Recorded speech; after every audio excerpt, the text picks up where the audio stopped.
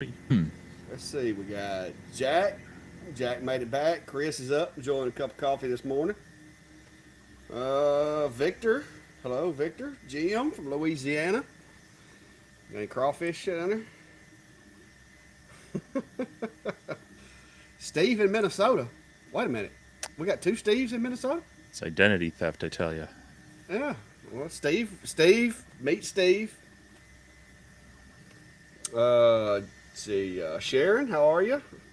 And Gary, I think that's a new name. I don't recall any specific Garys. Mark up in North Carolina, hello to you. Uh, that looks like most everybody that's commenting. Tom out in Phoenix, nice and nice and dry out there. North Alabama. Larry Broom, Larry, did you get your machine up and running? I know you was having some trouble with it the other day. Steve. Oh, man, there's getting to so many people in here. I'm just going to start saying, hey, everybody. Michael Jamia from Uh, Canada, one of your neighbors in Canada, your neighbor skip. to the north. Hey, what you got? You got a new mic right there? I've had this one a while, but Oh, sweet. I just bumped it. I thought the tech wars had begun again. I mean, if you want to. I mean, this is a Shure M7 mic, on a boom mic, Oh, whoa! whatever Look mount. at you. So, See, but all I got is this Elgato.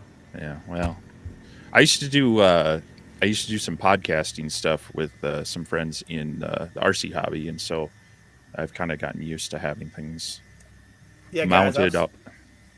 I'm sorry if I can't call off everybody's name, but it has gotten to where it's way more people. Unless Steve will take a turn. A lot of folks. We'll be doing roll call for a little while there. Uh, hey, Brian made it. Look at there. Well, you don't have to be Amanda. worried. Yeah, well, you never know about Brian. Brian, sometimes he'll make it, sometimes he won't. He likes. Sometimes I think he just likes watching the after show. Uh, I saw a question up here earlier. Was it Gary was asking? Let me see if I can find it again. He's asking. Oh, you done found it, ain't you? I think so. Yep. Yep. And I'm not sure I'm following on this question, Gary. So you may have to explain it further. Are you talking about our Facebook, YouTube accounts, or Restream, or what are we talking about? Well, in this one, he's asking about the YouTube accounts, and so, but there's the earlier one that was Vintauri's workshop and Clack Shack set up as separate accounts from your original accounts and profiles. So, um, you can do it one of both ways. You can create it off of your root uh, Gmail Google account, or you can create a new profile and create a Google page and create a YouTube account and all the Google related things. Same thing with Facebook. I mean, you can set one up separate, but usually it's nice to have a base account that it's tied to, and then that also kind of helps give you a back way into it if you were ever to have some issues. But Yeah, I think they um, did away. They did away with faceless accounts now. You have to have a personal account and connected to it. on Facebook, yeah, Yeah, I ran it. I lost a page because of that hmm when they changed that rule, and I wasn't aware of it. yeah. So Um, but yeah, they are. So mine, both of mine are kind of linked to my primary account. see, this is what happened. Decline if you're watching. This is what happened. You get friends come over to your house and just take advantage of the situation. I'm gonna shut that machine down now since those are finished for the moment. I'll finish those tomorrow. But yeah, as far as my Facebook, my YouTube channel, it was actually my personal one, and I just kind of changed it into the Clack Shack once it got because it kind of spiraled out of control. I didn't really plan on it becoming what it has, so it was actually my personal YouTube that I just used to share videos. Yeah, decline. I told Steve what you did to me. I told him, come over here. It's stole a machine, stole a lens, and then left me with a bunch of business cards to burn. Just ridiculous. I mean, sounds like a shrewd businessman. Yeah. And then he's wanting to, and then I got to loan him my shop for Friday because I'm going to be at May's event Friday and Saturday. So he's wanting to use the shop. So it's just been a mess. Well, But yeah. that's what friends are for. Oh, one of your neighbors is calling in a favor up there. Live up in Fridley. I think your message got cut off there. My message got cut off. Well, it says Oh yeah, have time one day that he could. yeah. It's like that Maybe Monty. maybe It's like that Monty Python sketch where it's like, "Ah," it just kind of yeah. trails off as he's scribbling it on Yeah. the cave wall. Um, Oh. Brian said he's only missed 3 shows since March. Hey Brian, that's awesome, dude. That is awesome. Good job. Good job. Good job. so here's a quick one. Uh, Angel's asking, would it benefit to invest in a laser cutter doing woodworking? And I guess it would depend on what kind of woodworking you're doing, but generally, I would say yes, because if you're doing smaller things like making um, customized gift boxes and keepsake boxes and whatnot, the engraver can do a lot to customize those. But even on larger pieces of furniture, you can add specialty inlays. You can even just do custom engravings on the piece, whether it's your maker's mark kind of on the bottom, or maybe whoever you're making it for wants a custom engraving added to it. It could be something that can definitely be a kind of a what am I there's a term for that, kind of an add-on. Yeah. The the extra thing that you could definitely, since it's customization, uh there's a lot of chance to make some extra money out of that and make the products that you're making just that much extra special to the recipients. So um definitely something I've done in some of my general woodworking is being able to use it to add that extra little bit of customization to it. Yeah, and that's actually how I got started with lasers. Is I was, doing the sawmill stuff and doing some small woodworking. I was making shelves and, little small picture frames, like rustic picture frames and stuff like that. And I basically got the laser originally so that because I have this thing when I build stuff, especially big projects that take days and days and days. I would always find me a spot somewhere hidden underneath it or something to get me a Sharpie. And just whatever hit me that week or whatever, I would write a Bible verse under the bottom of it, like hiding it somewhere. And then I'd put the date and, my initials. And I was like, it'd be really cool if I could do that with like, I started out wanting to get one of the wood burning kits. And then I realized I wasn't coordinated enough to use one of those without burning myself. And so I decided to go with a laser instead. And that was why I originally got the laser. And then I started out doing like making picture frames for pictures in the house. Like I've got some pictures of me and my wife when we first got together, and I made this cool frame out of poplar, and then I put it on the laser and engraved the date we got married and our names and stuff around it, and started putting pictures on Facebook. And that's when everybody was like, "Oh my gosh, I need one of those! I need one of those! I need one of those!" And then the business just kind of spun up from that. So I would say if you're doing woodworking, like Steve said, it does give you the opportunity to, instead of just giving somebody a shelf or giving them a coaster or a little counter saver or stove cover or whatever, you can actually go a little bit further and make it custom. And customized typically means you get paid a little better. So you can take, now this isn't finished by any means, but just a simple little box, and then add in on the top, you can add the engraving, just to add that extra flair to this, you know, Wow, you obviously did this that. would You look did that. better, You but did that engraving quick. Oh, okay. yeah, You got no, two of them. I just realized I had that sitting over here, perfect prop for this. But yeah, that's the kind of thing I'm talking about, is just being able to add that extra little bit to it to really make it special. So Yeah. Well, this is like, and I haven't actually done anything with this one, but this is another one of my little picture frames, my little rustic picture frames that I made.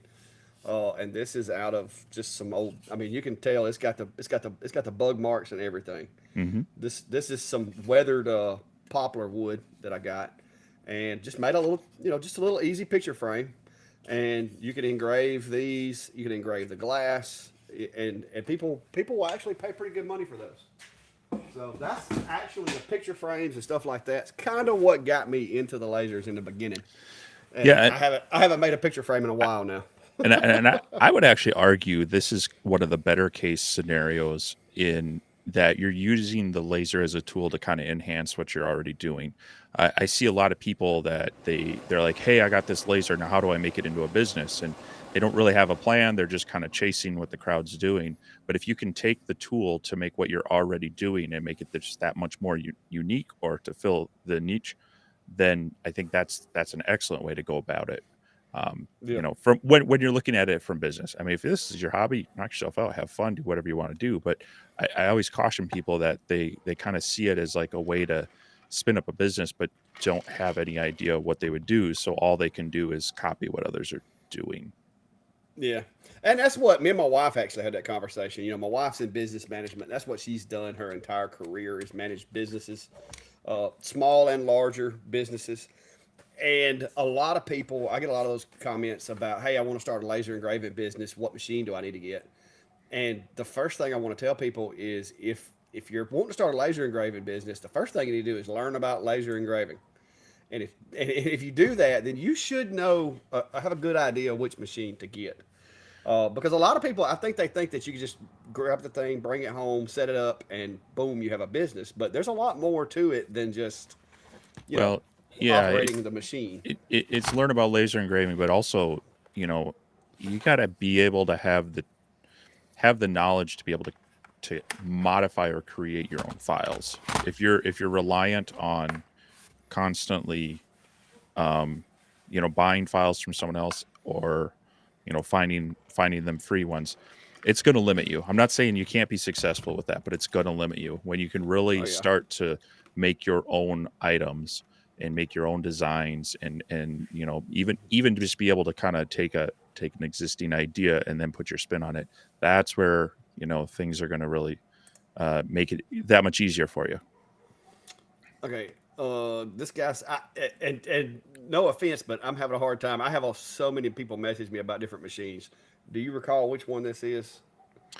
You said um it's losing connection. if it's been this weekend, I've been so much in the shop and out and about that I haven't necessarily gotten to all my messages.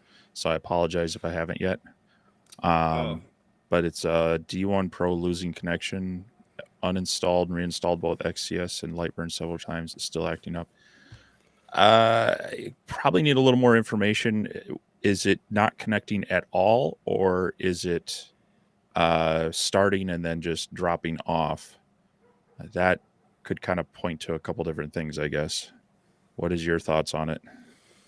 well, first thing, especially with X Tool, because I've been having a lot of people message me lately, and we found that the problem was that their firmware wasn't up to date.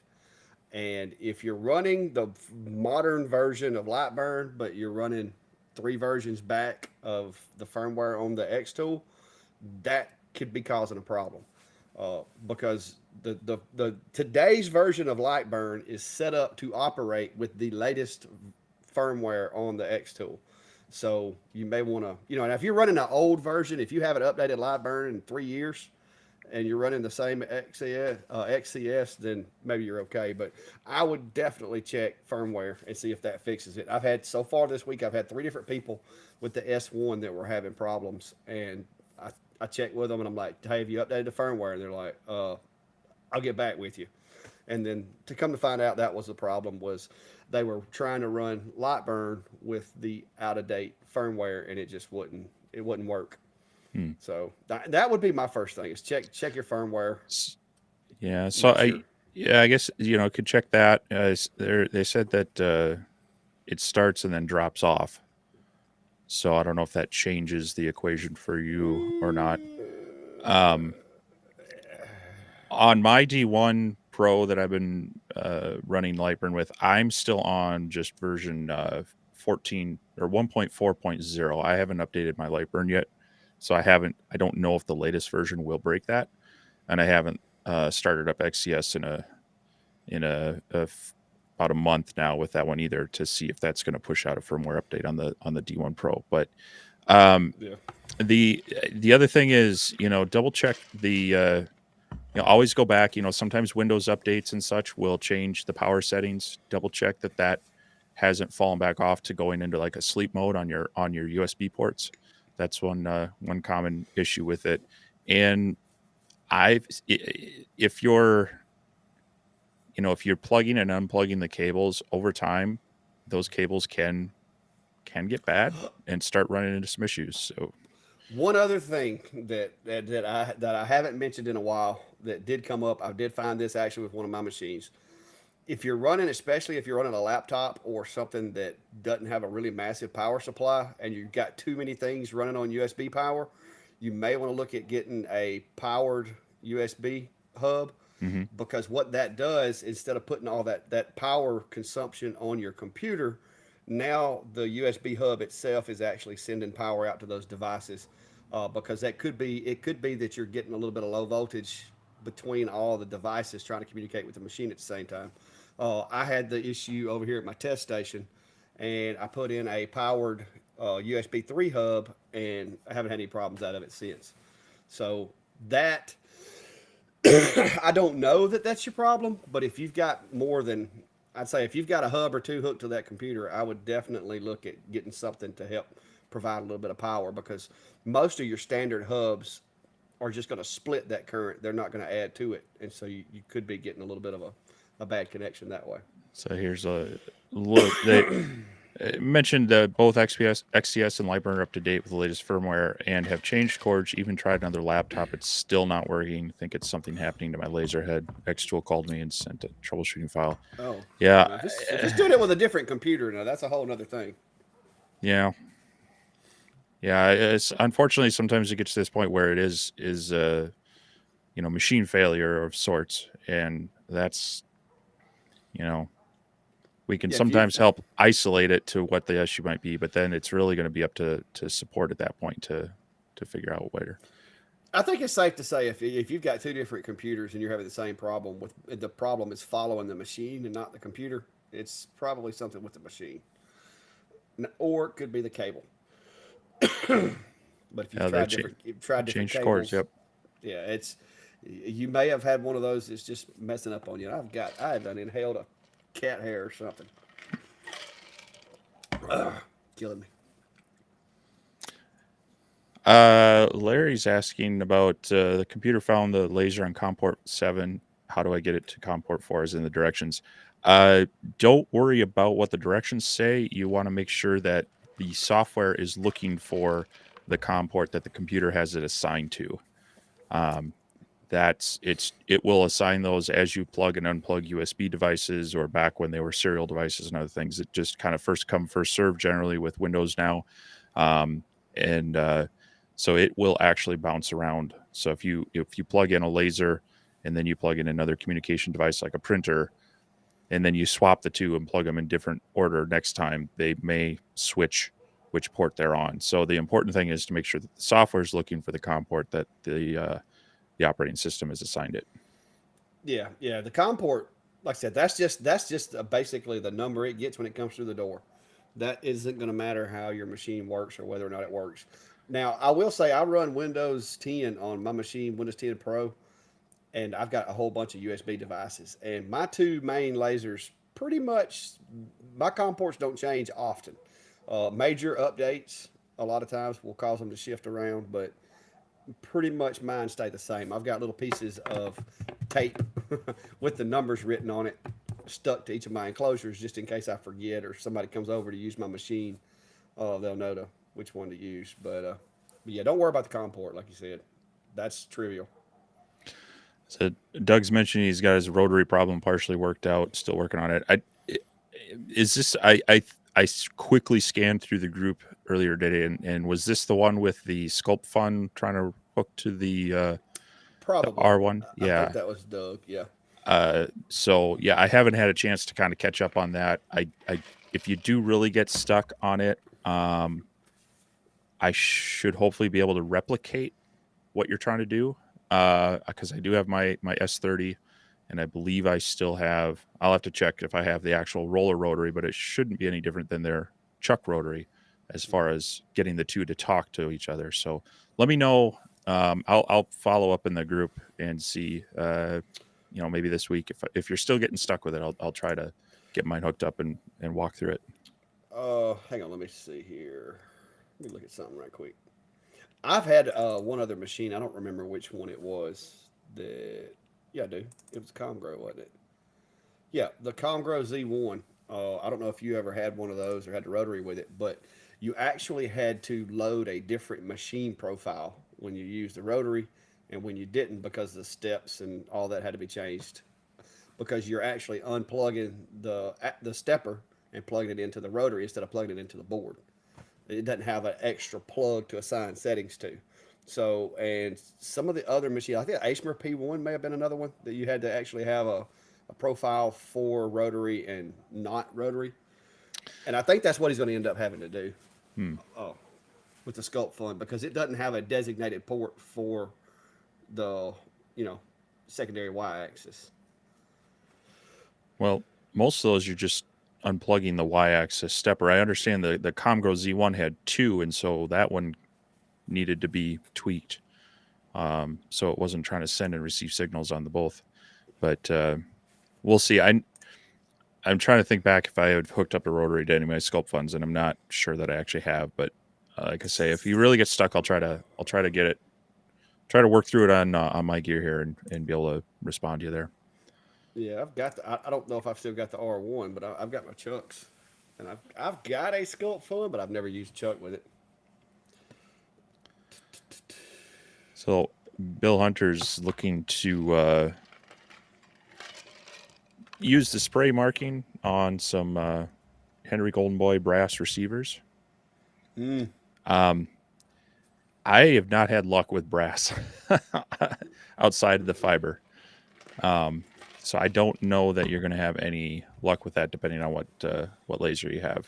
So And I don't know what kind. If you did get it to stay on there, I don't know what kind of how long you could expect it to stay without wearing off. That would be my concern. I hate messing with stuff that's unknown like that. here Digging you through. go. You got your S1. You got some creative space. Yeah, I got to get caught up. That's my problem right now. Is I got so much going on. I got one of the videos done today. I've got two more I've got to do. Well, three more I've got to do, and I'm gonna try to get back to the S1. I did get my riser kit put on there, and that thing. If you're gonna get an S1, go ahead and get the riser, because it definitely makes a big difference. I can now take some of my 2-inch thick mahogany over here and engrave it without having to redo the whole machine. Whereas before, I was limited to like 3/4 with the honeycomb in and an inch and a half total with it out. So I've got probably, I don't know, a good 6 inches of clearance in there now. So that is a good investment if you're going to get the S1 and you're going to do big larger stuff. So Chris is mentioning that he's noticed a huge number of increased problems with disconnections and may, may be a problem with Windows Update and firmware combination, and that's one reason I recommend, after you do, Microsoft used to do monthly updates, Patch Tuesday. Now it depends. They push critical ones out more timely, and then kind of have a roll up for all the other gotchas once a month. So, if you've noticed one of those have come through recently and you're starting to have some problems, I definitely go back and double check some of the core settings. Sometimes they push out some power saving features or some new drivers that tweak settings that you thought were changed, and it's worth taking another look. So yeah, some of those major updates will jack up your power saving settings. There's your good one. Other than don't do it.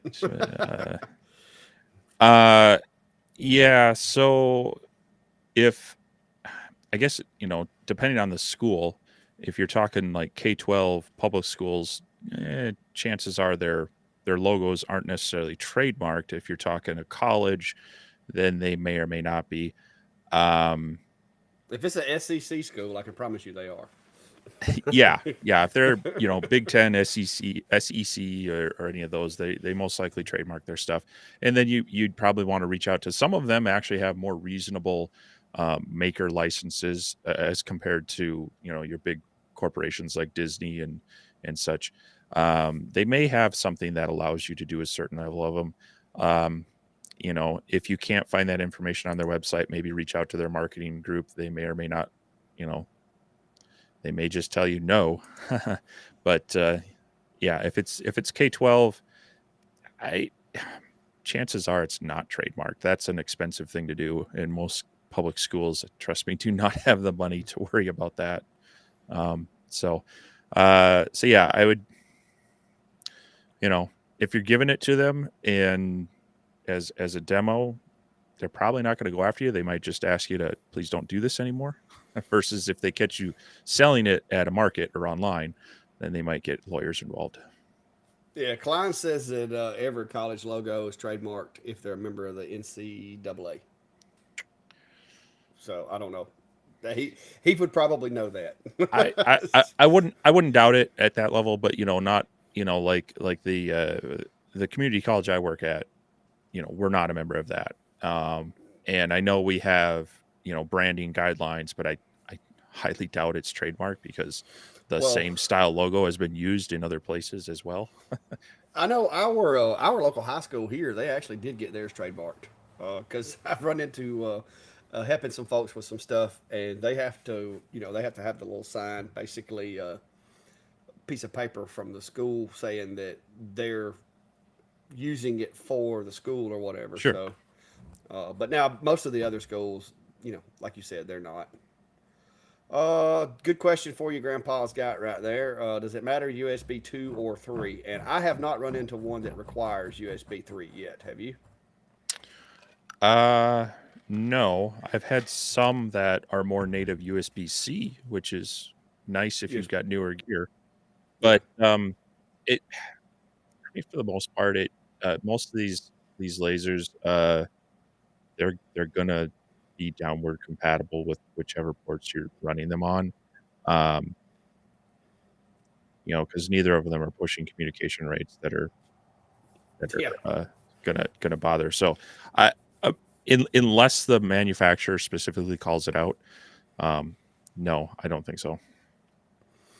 Yeah. The only benefit that I have with USB 3 is no matter what it is that I plug up in the USB ports over here on my bench, it's going to work. Whether it's a camera, because a lot of the cameras that like Steve and I use will not work on USB 2 because the transfer rate is not fast enough for that camera. So if I'm going to use the Elgato camera over here, I've got to have USB 3. If I'm going to use my Logitech camera, I've got to have USB 3. So, but with the lasers, 3D printers, and stuff like that, typically that data stream is not going to be enough to. It's not going to require USB 3, but it will work over USB 3 because anything USB 2 will work on 3. It's just some things that require 3 will not work on 2. So, so you should have to worry about that.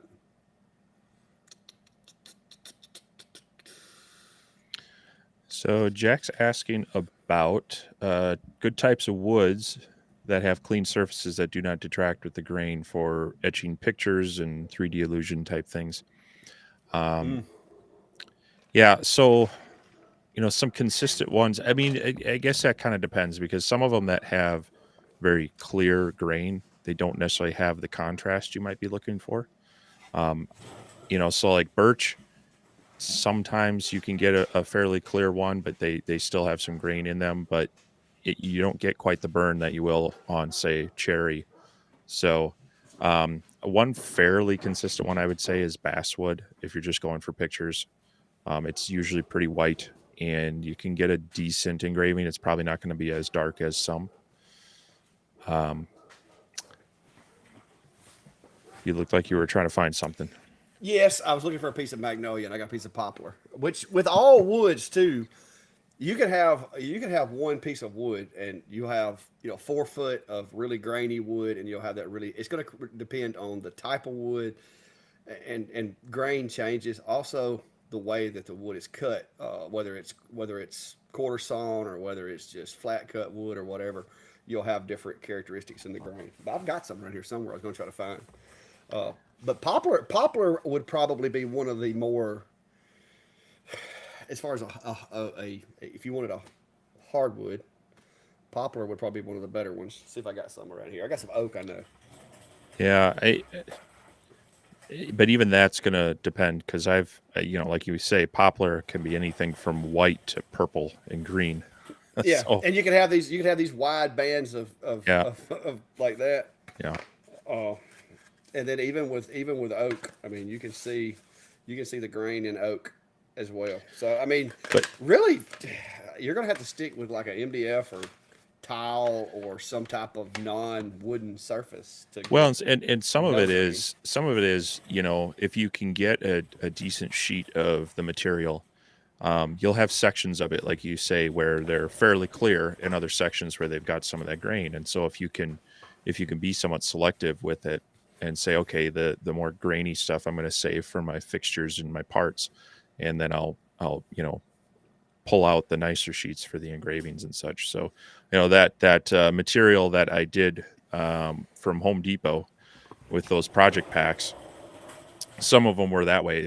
And that's the birch flavor. They actually make those in a few different types of veneer wood for that. But some of them were very clear, and then some others had some grain running through them. So, but that one had more of that MDF core. So when you did engrave it, it you know really popped darker when you got deep enough. Yeah. What'd you All find? right. MDF. That's just straight up MDF. All right.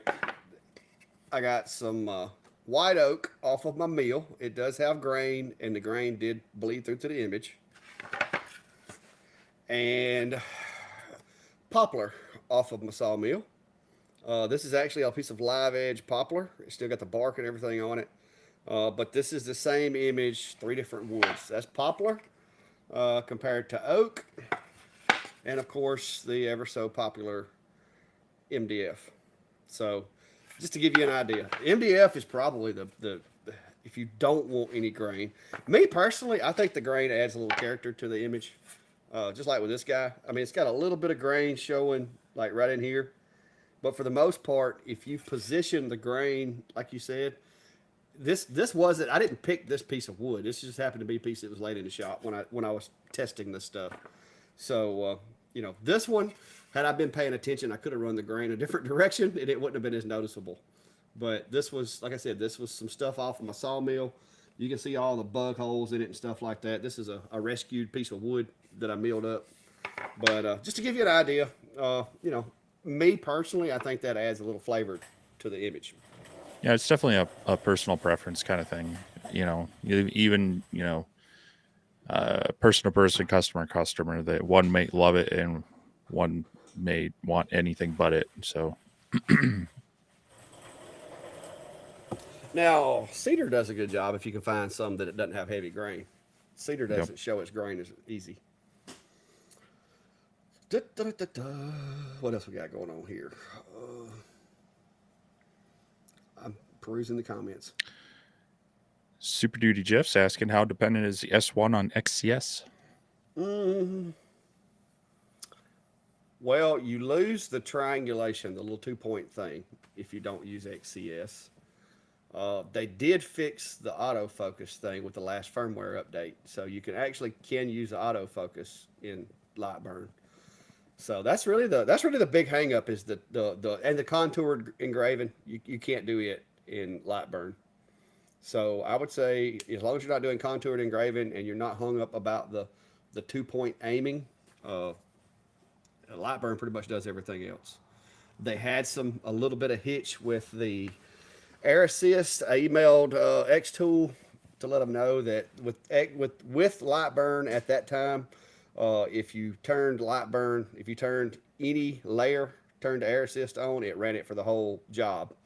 And they said they were going to get the engineers to look into that and adjust it. So I haven't updated and checked since I spoke with them about that to see if they fixed it yet. But they did tell me that they were going to look into it, and they were thankful that I brought it to their attention. So Uh, Hopefully that will be resolved. But so far, that's the only two things that I see that you're going to lose if you don't run XCS.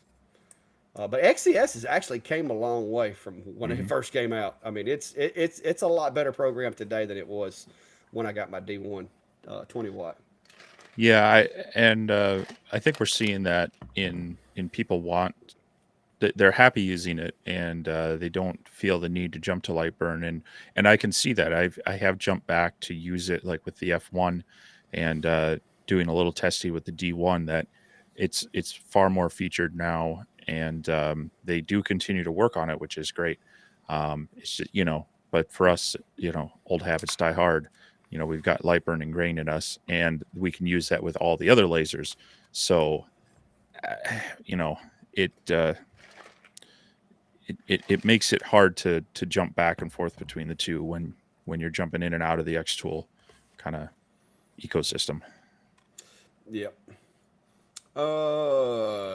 See, Richard's asking how to export an XCS file to Lightburn, and that would probably be best just to export it.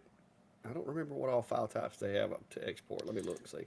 Well, if they've got, do they have SVG as an I export think option? I think XCS does. I'm loading it up now to see for sure Okay, yeah, I before I make a don't liar out of myself. I actually don't have that on this computer. I should add it. Um, that So would probably be the best yeah, option. yes, export as SVG is an option in XCS. So that would be my go-to with anything you're wanting to take from XCS back into Lightburn. I don't see it. You've got save as, but the only options is XCS project. So looks like SVG is going to be your only option coming out of XCS going back into Lightburn. Yeah. So if you want me to show that to you, we'll go. I'll go over to my screen. But when you go into X Tools Creative Space and you click the little folder button right here, that's your option right there. You've got export as SVG, and then you can export it as one of those. Uh, Pretty much, that's all you're going to have. You got save and save as only has the one option. So that's going to be the button that you're going to want to use. Is going to be right here, export as SVG. So there you go.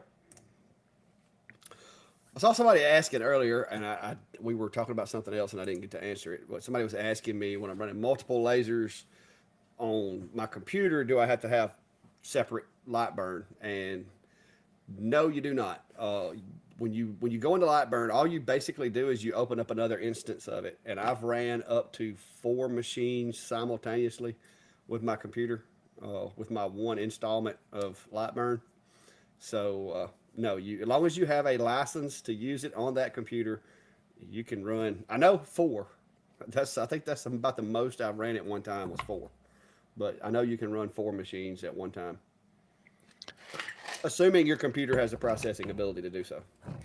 I mean, once they're running the jobs, that's not really doing too much. It's more of the the drawing and the doing the Yeah. manipulating is where it might bog down a little bit. But Lightburn's a pretty efficient application. But when you start adding in, maybe an instance of Illustrator, GIMP, or some of those others, that could start adding up on it. Or if you're one of those crazy people that have like 50 Chrome tabs open at once, that'll eat up a lot of Guilty. resources.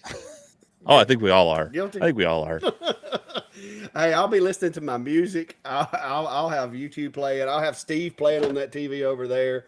I'll have music playing in the background and like Lightburn running. I'll have VCarve running on this machine over here. It gets ridiculous.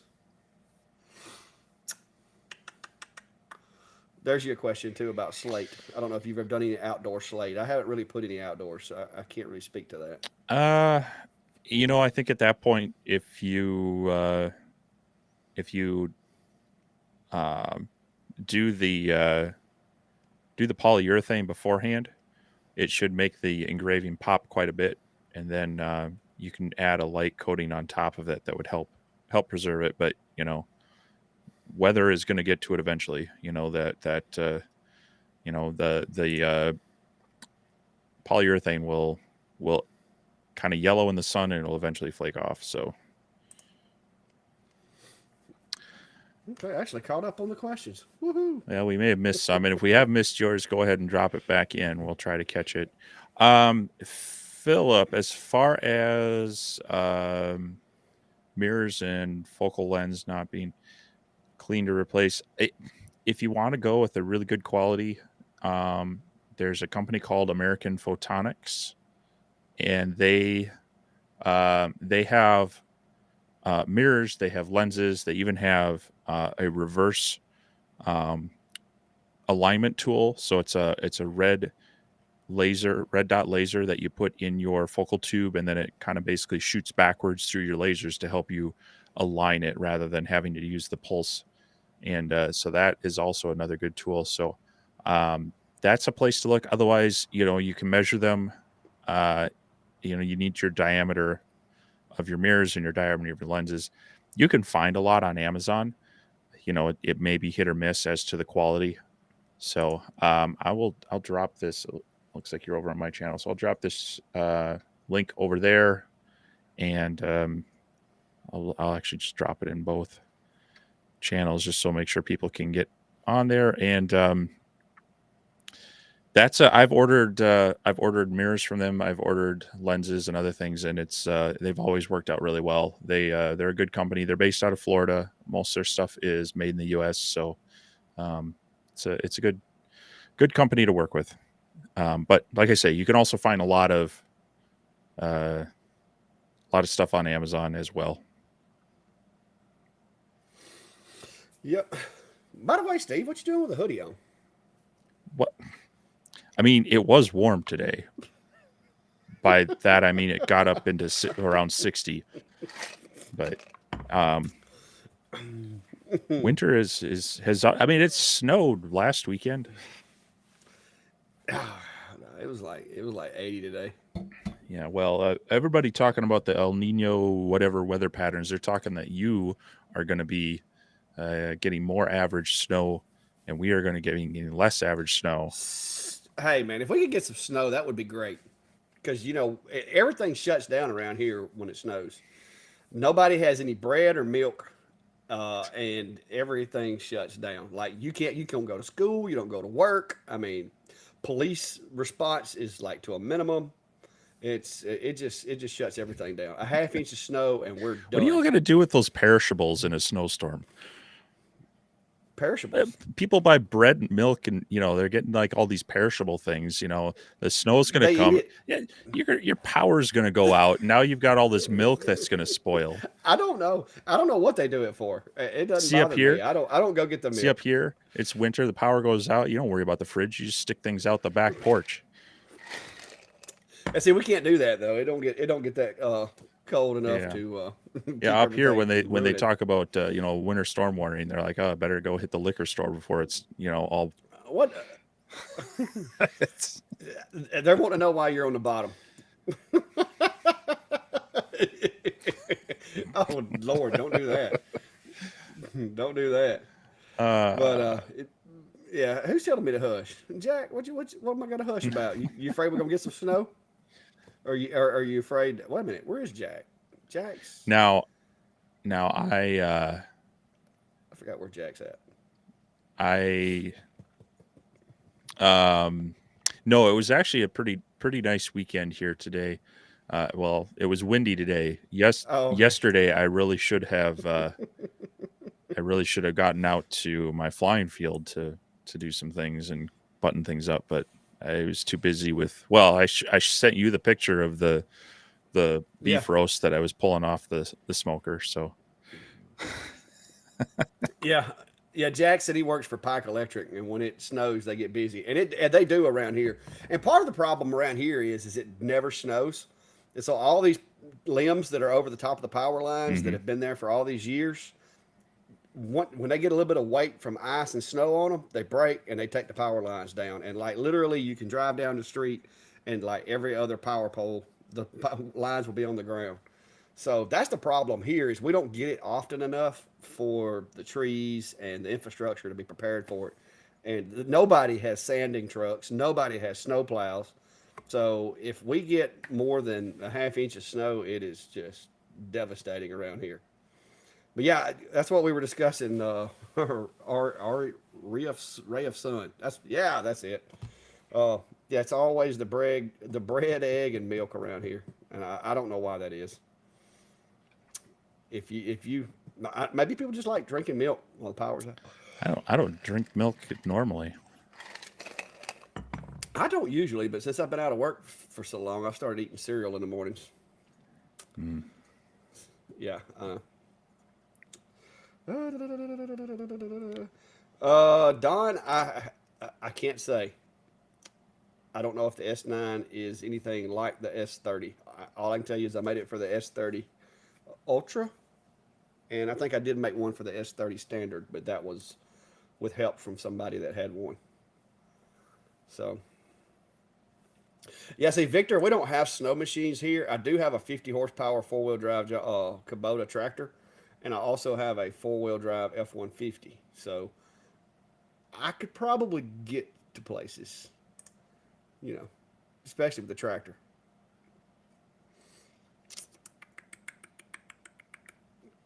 Dust ignition. The heck is dust ignition? I got like dust blowing up over there, Chris. Chris said he had the problem with dust ignition. I don't know. That just sounds scary. Like a flame coming across the horizon, or what? Well, in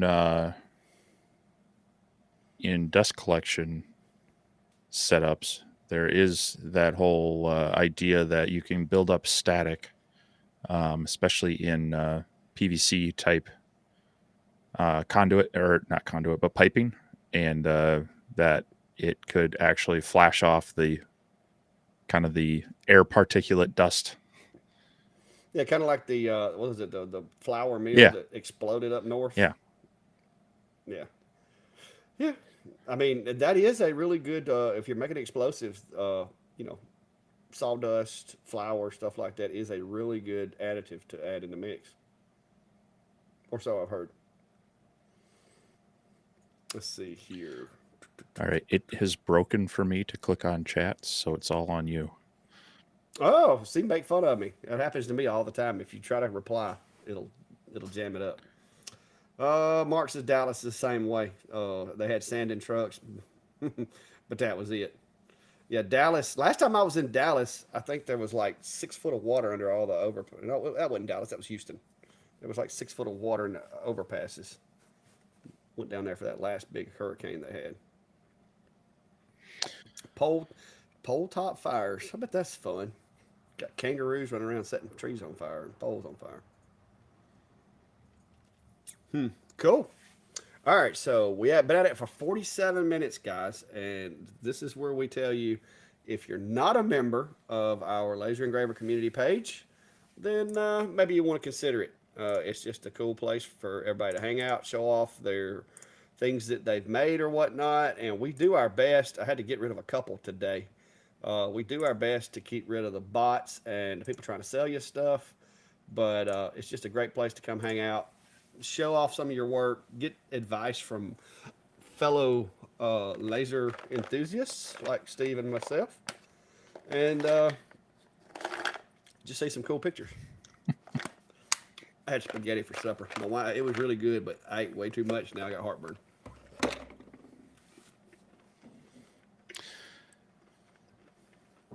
Yeah, when I went to add that link, it wanted me to log in, and then it broke everything for me. So, Is it fixed yet? I mean, maybe if I hop out and come back, it would be. But Yeah. Oh, yeah. And Jack pointed out too. We have finally got 1,000 people in the group. It's been a while. What's it been? Close to a year now, hasn't it? not quite, but getting And there. and we've got it up to 1,000 people. So it's like I said. We try to keep it clean. We try to keep all of the salesy stuff out of there. I think I've got two that are sitting on 3 strikes apiece. Their next strike, they're banned. but Oh, I, but it's a neat little organization we got going there. I can't put my sales link in there. Well, I mean, if hey, what is it we say? Give more than you Yeah, receive. yeah, yeah. No, I If you're always answering questions and helping people, feel free. if you have something that you can offer them So to give it I to them. know I know a few people have been jumping on the extended laser bandwagon, and people are always asking, what's the honeycomb panel that I can get to match with this? And so I did get an opportunity to check a new one out, and it's by a random company called GeekBee, and it's 19 and a half by about 37 and a half. So it fits most of the extended lasers pretty well. I tested it out with the Atom Stack A30.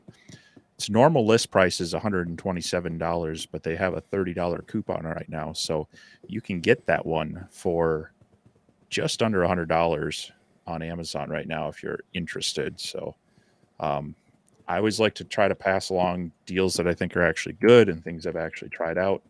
So, wanting to share that with people that might be able to take advantage of that and save some money on that. So, Yeah, I think one of Klein's family members took advantage of the P20 sale they had going on the other day. nice. So some of those sales that they got going right now are pretty doggone Well, good. yeah, now's the time of year where you kind of, if you're not pushing for it, you kind of want to hold off on buying it and just see if there's a good deal, because I'm sure everybody's inbox is flooded with pre or Black Friday sales already going on and such. So Yeah. Well, I'll tell you, as soon as I get the video done, I've got another one right there. That's going to be a pretty cool little machine for people that maybe you want a second machine but don't want to drop a whole lot of money. That little guy's turned out to be a pretty good machine. Adam Stack's come out with a new, more compact but very rigid little machine. And I like my Eightsters and I like my Adam Stacks. Uh, so far it has not disappointed. And you have the same machine that you'll be testing as well, so we'll be able to kind of compare notes on that. yeah, it's sadly still in the box. It showed up, I think, yesterday or so. I don't know. But yeah, I'm excited to get that one tested out. Today I was trying to polish up a few things. I was working on editing the Cheedy X Plus 3 3D printer video. Finally got some ABS run through that one as well, so I was able to kind of test the initial three filaments on that one, and really fun printer, really nice and fast. It's got the nice enclosed feature to it, so it actually will heat up the chamber up to like 65 degrees Celsius to help with some of the filaments and such. And so I've had some fun testing that one, and it's been a lot easier than dialing in some of these older Crealities that I've enjoyed, but always kind of anytime it would mess up, I'd start the whole half hour to an hour of tuning and tweaking on it, and I haven't had that on this one yet. So that'll be hitting out this week Yeah. pretty soon, and then yeah, I've got I've got the Atom Stack what is it, the L24 or A24, um, that one to work with and such. A24. But Yeah, that's the A24. Is yours the same color? Has it got like the red, almost pink color, or have you even changed it? no, I think mine's midnight blue, and no, I have it's still in the box. So You're terrible. You're terrible. Let's see here. What is it, Steve?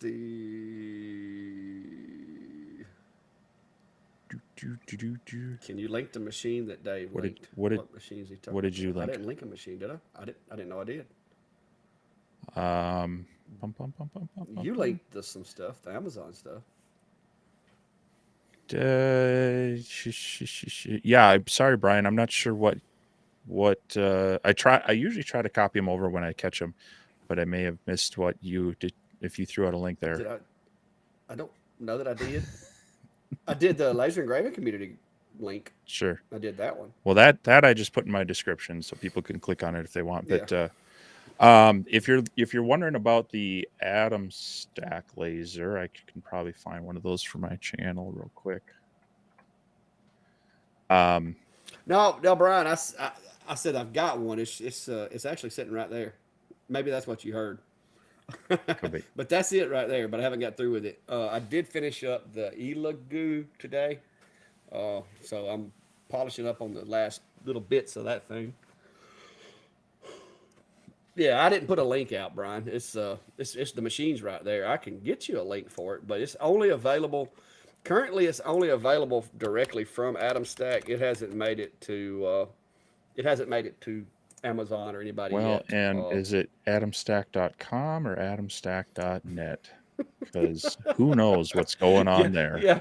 Klein found out that one the hard way. It's on .com, by the way. All right. But yeah, but it's a decent little machine so far from what I've seen. But this is actually the machine that me and Steve both have one right now. And There, I finally yeah, found it. yeah, Jack. It's basically put together. I like to call it a unibody because there is no right side, left side. It's one big square stamped out of a piece of metal with all the electronics built into it. You have to literally put the module on there, a couple of hoses and a cable, and you're ready to go. So, and it is very hot for a 20 something watt. I got some really good drop tests out of it. So, Okay, I almost feel like I need to oh, refresh the thank you, page sir. because Thank you. Hey, hit the button, see what happens. If it kicks you out, I'll wait on you. We're not going anywhere. But I also have Elagoose sent us out, and I think Steve's got the same one as well. Their new Phecda, Phecda, whatever it's called. It's a it's a budget machine as well, but it's a little larger, but it's a 20 watt and has some other things that they've done to it. But I'm not sure I'm gonna like it more than I do the Atom Stack. They're gonna have to work pretty hard to win me over from Atom Stack. All right, let's come on back in here, Steve. Did you get your comments fixed? Well, I think we both hit the button. They don't like you being on top. They don't like you being on top or on bottom. They gotta put you up top. But yeah, Jim, I thought that was a pretty good price, and it's a pretty powerful little machine. John, blue tumblers yay, it are works. kind of like white. Does it? Blue tumblers are kind of like white tumblers. Because they're blue, they reflect blue light, and you're shooting blue light at them. So you're going to have to slow way down from what you do, say, if you're doing a black or red or something that does not reflect blue light. White and blue are the two toughest colors to do. With my 10 watt machine that I used to run, I haven't done many white tumblers with the 20s and 30s, but with a 10 watt machine, I would slow down from 80 millimeters a second at black to 50 millimeters a second for white and blue. And then reds, all the other colors basically would be anywhere from 70 to 80 millimeters a second. So you're going to have to slow down or either turn the heat up with blue and white. So 3,000 millimeters. That's what's how much is 3,000 millimeters? Gosh, get my calculator. Make sure I get this right. Divided by That might be a little 50. slow. Yeah, 50. Yeah, 50 with a 20 watt. You are actually probably going to turn the stainless steel gray and mark the stainless underneath it, unless it's a Yeti. Now Yetis, you have to gnaw on those things. They're tough. Yeti, DeWalt, and there's a few other tumblers that are really, really tough to get the coating off of. The cheaper tumblers work a lot better than the Yetis. Mm, Hmm. okay. I have done some Stanley tumblers, yes, from Walmart. I guess they're legit Stanleys, the ones with the handles, because people around here like to drink beverages out of the Stanleys with the handles. I've done a couple of those. No, What do they call those things? Growlers. sure, depends on. Now, do some of those Stanleys have a like a removable handle or something like that? Yeah, Yes, some of them, and some of them aren't removable, yeah. so you have to do them with a chuck. So I know some people were looking for those and liking them because you could use them on a standard roller rotary. Yeah. Well, the ones that I did were like huge Stanley cups, and the guy said he was using them as a growler for beer. So, so I did the his design that he wanted on them, but they actually had a built-on handle. Yeah. Uh, Yeah. whew. Oddly enough, speaking of blue tumblers, um, these are some that I did for my staff for Christmas presents a few years ago. And of course, our school colors happen to be navy blue. Um, so it was a good opportunity to use the CO2. Yeah. Let's see. Beaver's asking, and I'm not sure I'm understanding the question. Is there an option in Lightburn to show the position of the laser head on the grid using absolute coordinates? Uh, does it? The green dot doesn't move No, but there's the red dot that does.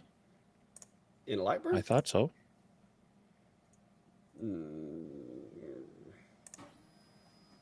Well, let's check it out and see what happens. Let's see. I've got the old A24 over here and navigating to the center of the workspace. Ah, sorry, didn't mean to do that. Yeah, nothing's moving. That's moving. I didn't think it did. The green dot only changes when you change your origin. If you do it from current position, the green dot will move based on which origin you're using or position you're using. But yeah, no. Now in XCS, I do know that they have the red cursor that moves. That may be what you're thinking about. In XCS, it has a little crosshair that moves with the S1. But yeah, no, I didn't think there was. I didn't recall anything moving in Lightburn. Like where it shows command. What was that noise? Cats over there playing in the cat door. But no, I don't think that is. I think you. Hmm, I don't know. I have to look into that. I thought maybe there was something that you could turn on for that, but I I haven't seen it. I'll put it that way. okay. If there is, let me know Yeah. because I want to know about it too. I haven't found it. Uh, da, da, da, da, da, da, da. Let's see. Somebody's asking questions. AGTs want to know if you've used any of the Ozark Trail from Walmart. Uh no. I yeah. Our so when you talk about the people of Walmart, our local Walmart is the epitome of that. So I honestly try to avoid going to Walmart unless I'm on the road. And then I have no problems going to Walmart. I just do not like our local Walmart here. As a matter of fact, a few years ago, we were on the national news because someone literally drove their car all the way into Walmart and halfway through it. So yeah, why are you doing this weird view again? Because you had me on single screen, and I still can't figure out which Just button. click the single one on the. Um, so no, I haven't tried the trail. What was it? I know the ones Ozark Ozark Trail. Trail ones. Um, I've done a honestly, I've done a boatload of those things. most ones I end up getting them online from places in bulk. The other place I've occasionally got them if you want the just the plain stainless steel ones. Every so often, and maybe they haven't recently, but uh, there was at one point when Harbor Freight had the stainless steel tumblers for like $5 a piece or less, and I was able to go and buy up a bunch of them. I think I still have probably a dozen that I haven't used, but Yeah, that's the Ozark Trail, there you go. and it's blue. It's light blue. It's baby blue. It's robin's Yeah, egg blue. yeah, yeah. This was a oops that turned into a test cup, and so yeah, and you can see I did a pretty good bit of engraving with it. We create on it. Did a little imaging there with a deer. But yeah, with blue, you do have to slow down. But the Ozark trails actually burn really well. The one thing that I will caution you is make sure that you. What I do is I take a piece of tape and put on the bottom that shows me exactly where their logo is located, Mhm. so that when I'm setting it up, I can actually put that underneath it, and so that I know I'm opposite of this logo here because what you don't want to happen is have your logo like right beside theirs. So I use a piece of tape with a little line indicating where their logo is, so that when I set it up opposite side of where I'm going to be working. So just a little tip there. Um, sorry, Verl is asking about 3D printers and is resin a good way to go? Uh, Kind of depending on what you're wanting to do. If you're wanting to get into more fine detail miniatures, um, and then it is. So this is a resin based, bust that you get a lot of detail. You don't get a lot of the layer lines that you do with a regular FDM style printer, but they are a little, they tend to be a little bit slower. Their build volume is to get a larger build volume, it's a lot more expensive. And then there's a whole process with it that you kind of have to take them out. You need to clean it. Then you need to actually cure it generally. So like UV light, sunlight will do it, but you often need to have a cleaning tank and then put it into like a little UV oven to really cure the resin. So it adds a little bit of complexity for it. But if you're wanting to do small detailed items, yes, they are a good way to go. But a good filament FDM type printer, I think, is going to be a little bit easier to start out with. Yeah.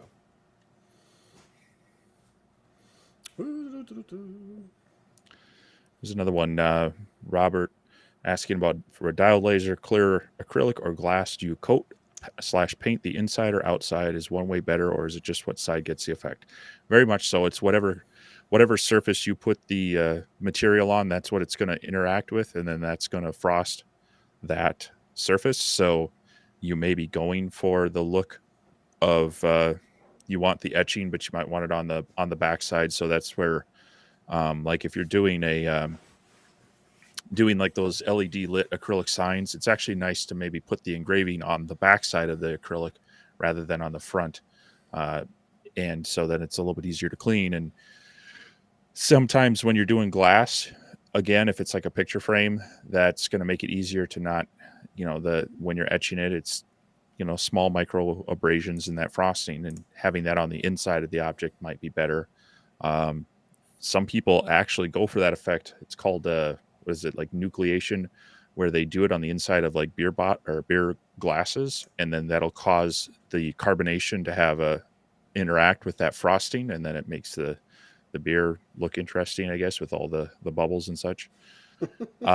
So yeah, there are reasons you might want to do it on one side or the other, but it is going to be dictated by which side you put that binder on. So Yeah.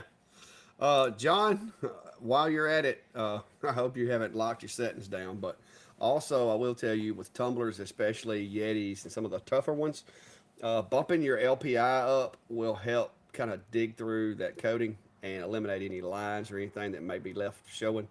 I try to run around 200 LPI on tumblers just to give me that nice crisp corners. And if it's a really intricate design, sometimes I'll even go a little higher than that. But LPI will also help make sure you get them good and clean, and you don't have those visible lines in your engrave. And Brian, I'm assuming they're going to make a camera for the A24. I did notice that they have a pattern of 4 screw holes dead center the back of the machine. So I'm assuming that that's going to be either for a a camera, or they've also mentioned having an enclosure for this thing. And I've noticed that there are tapped holes strategically placed around the machine. So I'm not sure that it's not going to have some type of enclosure that literally sits on it and screws down to it. So I'm kind of curious. I know Steve said they said the enclosure wouldn't be ready until like November. But I do know that they do have plans for a enclosure specifically for this machine, which stands to reason that they're probably going to have the camera as well. Like I said, there is a 4 pattern of screws right in the center in the back, and it does not fit the other Atom Stack camera that I have. So I'm assuming they're going to come out with one for it. that being said, you should be able to mount it with the clamp and adjust it. That camera, the original Atom Stack, is Yeah. very flexible. But yeah, I would love to see their enclosure for it be ready to go for a camera. Because Yeah. everybody that's the question. People get the laser, and they're like, oh, I need an enclosure. And they get the enclosure, and they go, oh, I really want a camera. And they find out their enclosure is not suited for the camera that they need. So it'd be great if they're putting Yeah. the forethought into that to be able to add that on as well. So, Yeah. Make sure here. well, Jody, glad you could make it, and hope this is hope it's all the hype that it's been built up to be for you. So if you have any questions or comments, go ahead and drop them down. We'll try to get to them as well. Yeah, I don't know how you would go about engraving black, clear acrylic black, Jim. I mean, you could do it with Ceremark and try it if you melt or regular. So you could probably use regular spray paint and just melt the acrylic enough to get the black spray paint to kind of pigment it a little Yeah, bit. But I was wondering if you could find settings, using some of those white paints that have the titanium dioxide in them that would have that black effect to it. But I would say a vinyl cutter and just stick it on. yeah. Do, do, do, do, do.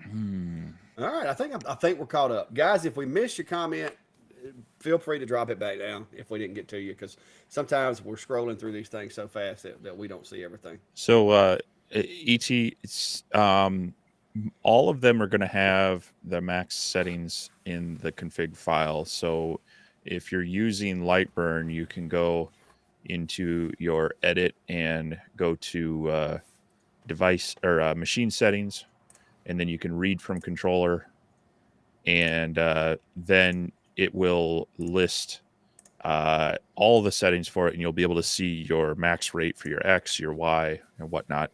And those are sometimes even different from their advertised specs. So it's a good thing to check either way. You can also go into, I think, just the console and hit what $, Mm-hmm. and that will display it as well. And then they'll list them all out, but then you gotta know which one it is.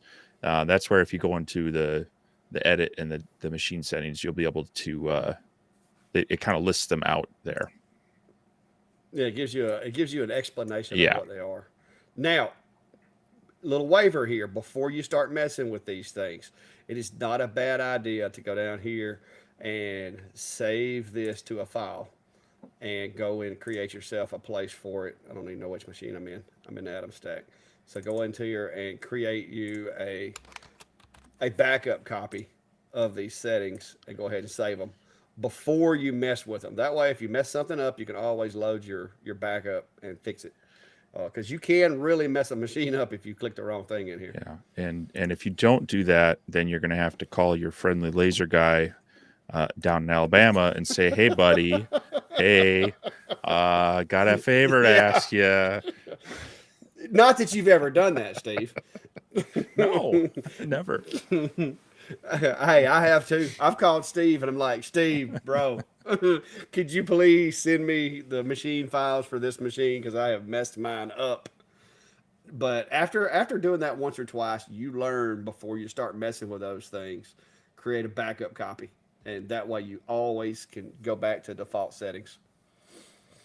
So, like I said, those are lessons learned the hard way. Yep.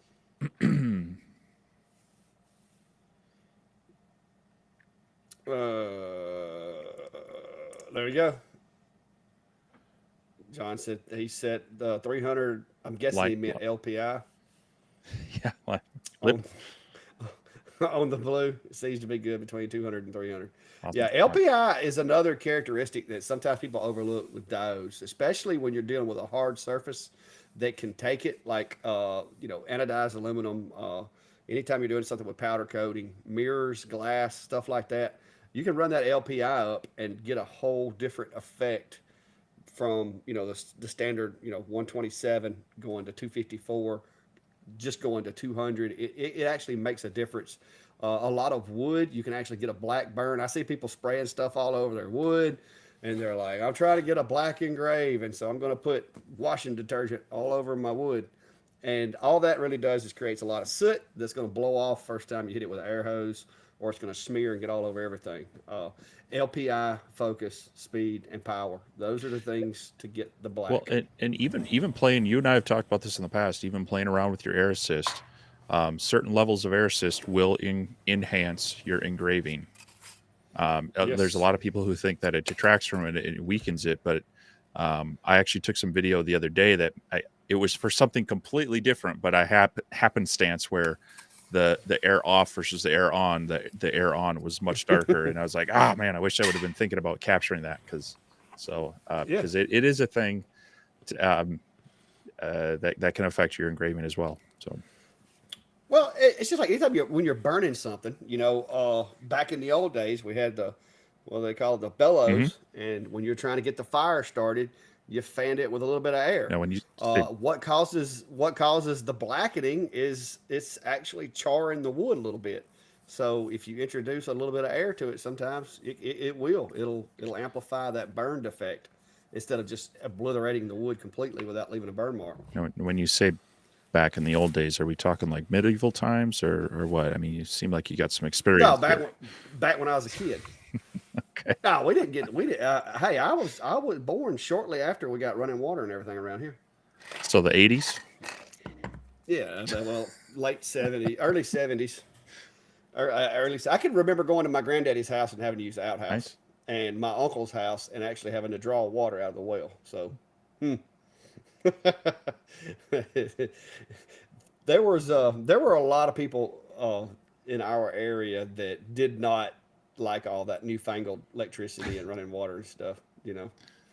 Me, I personally, I'm a fan.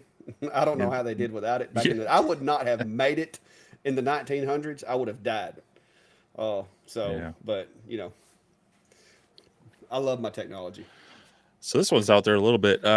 Is there a difference between the Ruida and the Raycon controllers? I don't have experience with the Raycon Rexon controllers. My understanding is I don't know if there's a connection between them, but the Raycon and Rexon are kind of like more of a budget minded board that maybe has fewer features to it.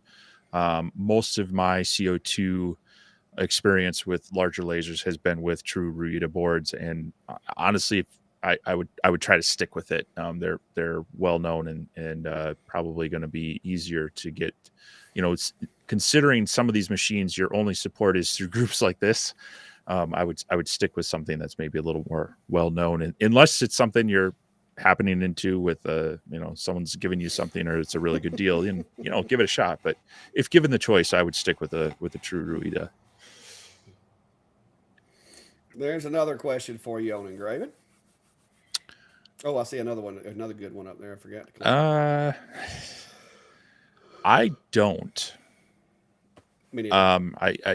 The I try to find the right settings that are just gonna get the marking down, and even if you have to clean it a little bit and then re-oil it afterwards or whatnot, that's not the end of the world. I just get concerned with the adhesive backing of whatever you're going to put the mask on. Can pull at the fibers of the leather, or they can be left debris on the edges of where it's actually burned away. And I just try to stay away from that. Leather's one of those things that can stain fairly easily until it's finished. So I generally don't. Yeah, I have tried it, but it gets to you start trying to get all that sticky stuff out of there. It gets to be a pain. I actually get darker leather, and then when I get through engraving it, I use like some 220 grit sandpaper. If it needs it, I'll sandpaper it a little bit with that 220 grit after I've cleaned it, and voila. If anything, it brings it down a shade or two lighter. If I want to go back darker, then I just take some leather dye or hmm saddle soap or something and hit it a lick, and it's back like it ought to be.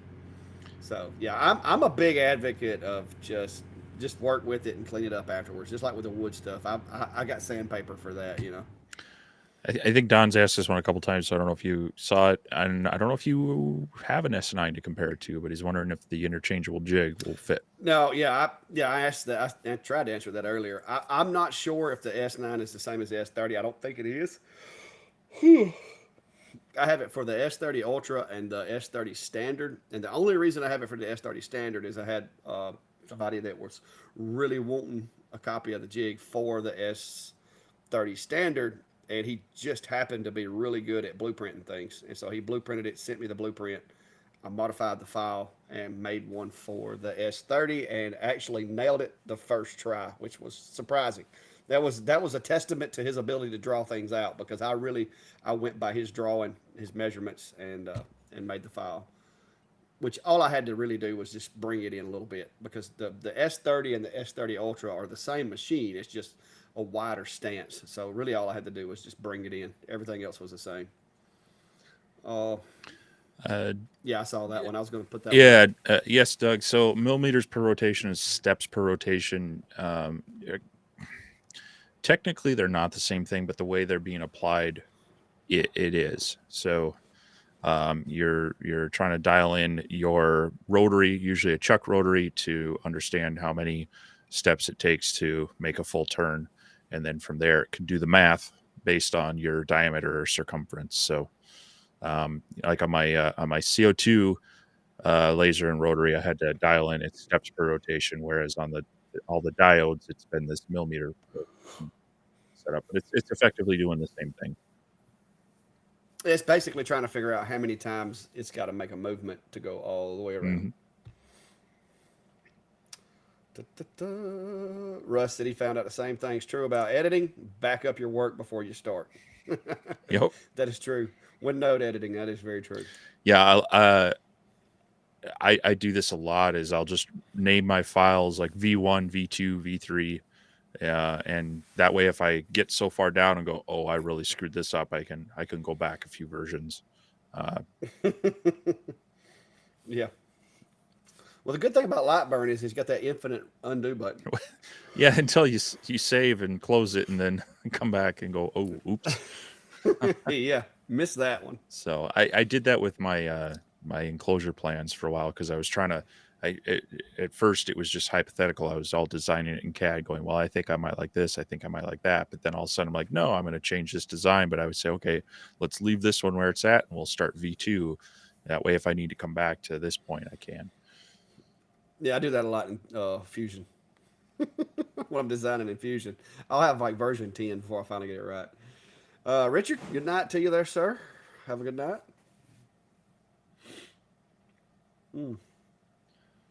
Yep. I am. This time change has got me messed up. It's got my cat really messed up. He's waiting for his food at the wrong hour. I'm starting to yawn already, and it's just now 8:30. It's like, oh my goodness.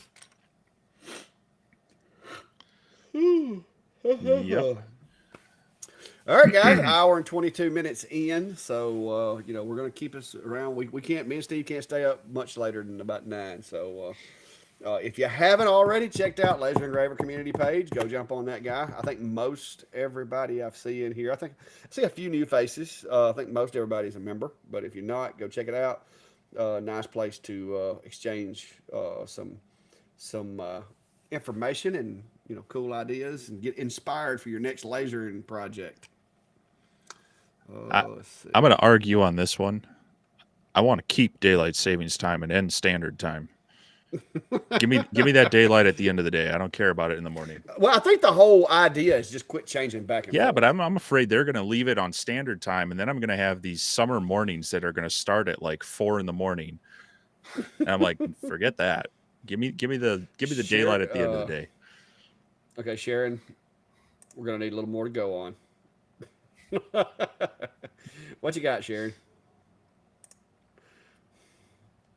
I thought I saw her put something up earlier about something, but we didn't get to it. Oh, it was an enclosure. What was it? She's wondering about the vacuum table. That's the earlier question I see from her. Is yours a downdraft? Not technically. I've got my my exhaust towards the back, and it's split between the top and the bottom. And so my next design, though, I do want to be a downdraft. As a matter of fact, my friend Mike has been playing around with an open he has no enclosure, but he's using a much larger fan, and it creates a really good downdraft around the entire extended bed. Kind of like my Adam Stack little downdraft thing that I Well, made. yeah, very much like that, but he's using like a I think a 6 or an 8 inch fan Woo! to pull the air down through it. And he was showing it to me the other day. We were using a little incense burner to create just some smoke around different spots, and it was pulling it all down, even from the middle and such to the edges. So, yeah, it's gonna be in my next design when I get around to uh, making more of an extended enclosure. Yeah. Sharon, the biggest thing, it doesn't necessarily have to be vacuum, so to speak. You just want to, in my opinion, and this is my opinion, you want to pull the smoke down away from all of the expensive parts of your laser. That's what that honeycomb is made for, is to give those gases a place to go underneath, and then you want to extract that stuff from there and expel it outside instead of having it regurgitate it through your cooling fan on your laser. Oh, John, the back's actually, I don't want to say it too loud because I'm afraid my leg will hear me. But so far today, the pain has been at the least I've felt in over a month, what, about 6 weeks now. Uh, I did have a couple of days of setback, which I thought were because I had overdone it. But after sitting on the couch for 2 days and it progressively getting worse, I finally just decided that maybe I needed to use the leg instead of letting it just sit. And so I powered through the pain for an hour or two, and have doubled up on some of my vitamins and stuff. And so far, it's getting better quicker now than it was a week ago. So that's good. I'm hoping to get released from the doctor Tuesday when I go back to see him. So we'll see how that goes. Chris, typically the vacuum, the way that I built this one, and this one actually still does run on a shop vac, because it works for this thing, and I use a $30 shop vac. It'll last me a year. If it blows up, I just plug another one in and go. But this one actually does work off of a shop vac, and I've got holes in the bottom underneath the honeycomb. And when I turn the shop vac on, which the shop vac is actually outside the building, it just sucks it through and goes out there. I've got a switch underneath my table that powers the vacuum on and off and on. So, but mine is used strictly to vacate the smoke. And the reason I started doing that, to be honest, is when I first got into lasering, I didn't want to go buy a fan, and I had an extra small shop vac sitting around. So I'm like, hey, this thing moves air. We'll use it. But the trick to it is you got to take all the filters and stuff out of those things. You just got to let it basically be a fan with some duct. They are a lot more noisy, so if you can't get it outside, it's not necessarily the best idea. But when I first got into lasering, having an extra shop vac sitting around, that was the most economical way that I could do it, and I've just kind of stuck with it. Oh, I do want to get me another 6 inch fan like I've got an Enclosure Zilla. I've got a Vivor 6 inch, which I haven't done a video on yet. Uh, and it's doing a really good job, but I want to get another one and put in here, but I just haven't done that yet. So, yeah, Clang, apparently walking and using the leg actually has helped me out a lot. so yeah. I'm hoping I only had to have one back surgery. So yeah, I mean, going back to your earlier thing, shop vacs will work, but they are built more for high static pressure suction than they are for airflow, and that's why using Mm-hmm. an inline fan or a dust collector fan is going to work more to because you're trying to basically move air through there. You're not so much trying to hold material down or create a lot of pressure there. You're just trying to move air through it. So you Yeah. can make it work with the shop vac, but it's going to work better the more airflow you can get through there, and that's usually using an inline fan or a like a dust collector type fan. So I will say, like I said, my 4 inch Han and Guan is quieter, and even the 6 inch Vivor is quieter than the oh shop yeah, vac. A lot quieter. definitely yes, yeah. And I'm going to redo this one. I just Oh okay. when I finally got a fan freed up, is when the back started giving me trouble, and I didn't want to be crawling around on the floor under here. And then I got the X tool, and I'm having to use the X tool, the 4-inch fan, to get me on out the door over there. So, Yeah. but but yeah, Yeah, Sharon, a 4-inch inline fan will work up to a point. It's going to depend on the length of piping and the number of bends and things like that it's got to work through. The more distance or the more bends you add to it, it's going to struggle to maintain the airflow. So if you've got a fairly straight and fairly short distance of maybe 6 to 8 feet, it's probably going to do all right. But once you start really stretching it out there, or adding a couple of sharp bends in there, it's going to really slow down and be less effective. and you also have to ensure that you have enough inlet to allow that fan to do what it's supposed to do. Because if you don't have enough inlet, it's not going to pull the smoke Yeah, out. the last thing you want is a sealed enclosure, because all it's going to do is try to pull a vacuum on that, and it's not going to be moving it much of anything. Yep. And if you're like Steve, you want to make sure you're not putting out too much air, because you'll be pulling a draft under the door from that 30 degree below Yeah, zero. well, it's got. I mean, but that's part of it too. I mean, whatever room you are in, you're pulling air out of through your enclosure outside. It's going to want to replace that. So yeah, that's one of the difficult things in my detached shop, is that it's got to suck air in from the outside. So Well, one good thing about Enclosure Zilla here is Enclosure Zilla has an exterior air inlet, so it pulls the air in from outside and blows it back yeah, outside. without a really efficient heat exchanger, that is not going to be working up here in January, February, because you'll see icicles on that laser pretty quickly. You would not have to worry about your machine getting caught. Uh Hey, here's an yeah, idea. You could the, incorporate some line from your CO2 into the back of your enclosure, like some clear line, and pump the water for your CO2 through the enclosure, and it would be a chiller for your CO2 as yeah, well. well, it doesn't It doesn't it work. doesn't work too well that way. Yeah, no, that's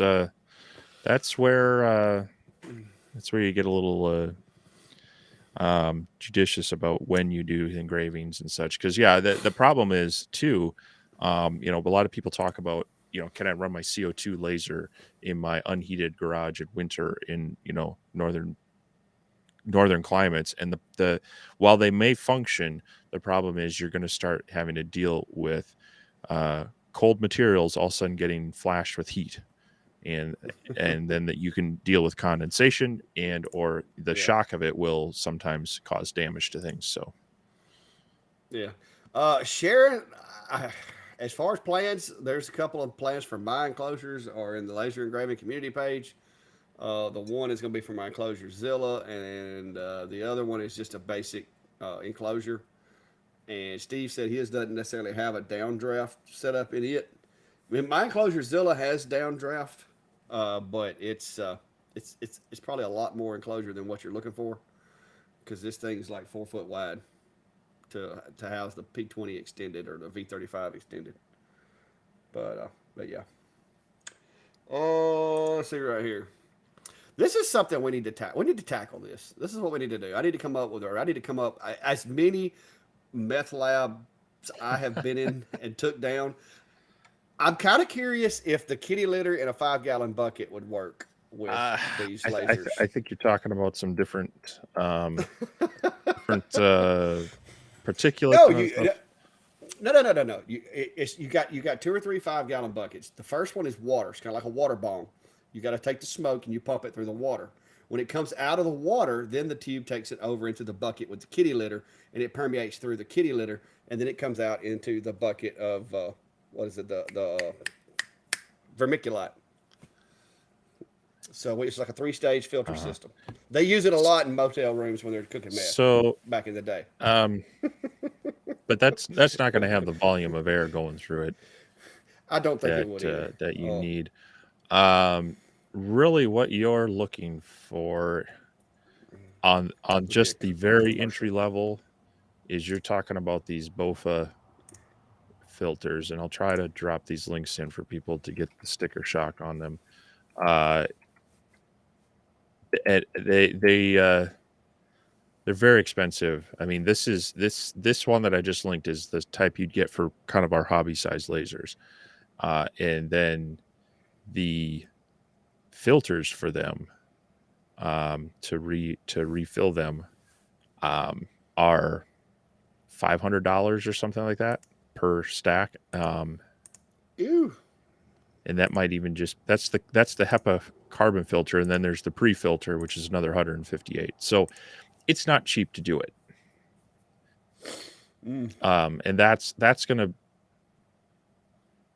kind of get you some fairly clean air coming in and out. And but these are really geared at industrial places or educational places where, they're actually dealing with, legit OSHA air quality requirements and such, versus Yeah.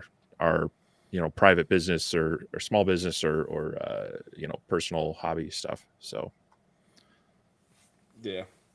Well, I mean, you got to think there are ways. What kind of I mean, are we when you say it's not possible to vent outside? I mean, are you living in like a nuclear bunker, or I mean, because there's a lot of variables that you could possibly do.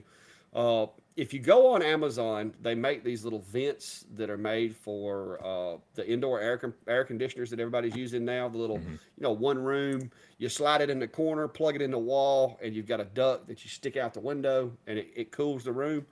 There's a lot of those things on Amazon that you can buy to where if you're using a laser, you could open your window, put this insert in there, lower the window down onto it. It's got like foam that it helps seal, and it's adjustable for most window sizes.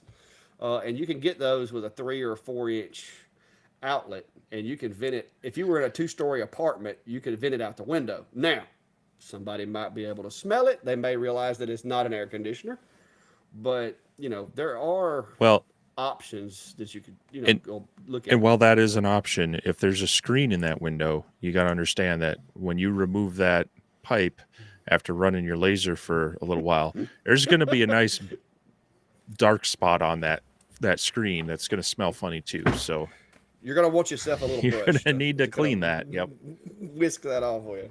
Well, it might not whisk off. Some of it's that vapor stuff. I mean, you Yeah. take a look at the fans, after they've been running these lasers for a while, and I've got my outlet out in my shop that you go look at the kind of the wind flap thing on the outside of it. It's pretty Oh it's yeah. pretty gross.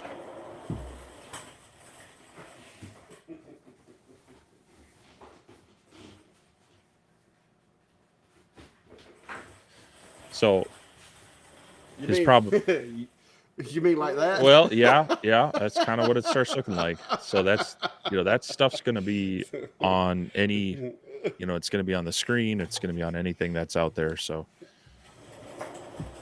um yeah, well, you could remove the screen, but yeah, if you don't have that option, I mean, you can look at the others. I'm actually in the middle of testing the X Tool one, so I'm trying to get some good time on it to kind of see how it does over the period. It does a lot to cut it down, and it removes the particulate, it removes the haze, but you're still going to kind of have that smell of, okay, someone had a campfire here, or worse if it's acrylic. So, but it does do a pretty good job. Or leather? Well, yeah, I've run it. I've run it in my basement shop here a bit, and I've asked my wife, "Hey, are you smelling this in the rest of the house or anything?" She's like, "No, not until I come down into your workshop here." So it does do a lot to help contain it. The question is how long, because even those filter stacks are, I think, $150 a piece to replace. So it's it's something that'll work to a point. But even those, I think, on sale are like $700 or something like that. So it's not a cheap thing to filter out. So I feel for you when you don't have an option. ET, that one that one been running for about a year, and it got clean when I took it out. I blew it out with an air hose. That's about all I do to it. So But I did actually blow that one out with the air hose to get most of the big stuff. I haven't sat down and hit it with a brush or anything. But that's the old fan that I was running over here. I replaced it with a new 6 inch Vivor fan because the 4 inch, when I got the 35, the 4 inch was working fine with the P20, but when I got the V35, it was generating so much smoke because it was cutting so much faster that the 4 inch just wasn't quite keeping up, and I started noticing an accumulation of smoke inside the enclosure. It wasn't getting into the shop; it was still getting it out, but it just wasn't getting it out fast enough uh, to the point to where I had some smoke and stuff kind of hanging around my module, and I don't like that. I like for it to pull it out, get it out of there without it sitting hanging around my module.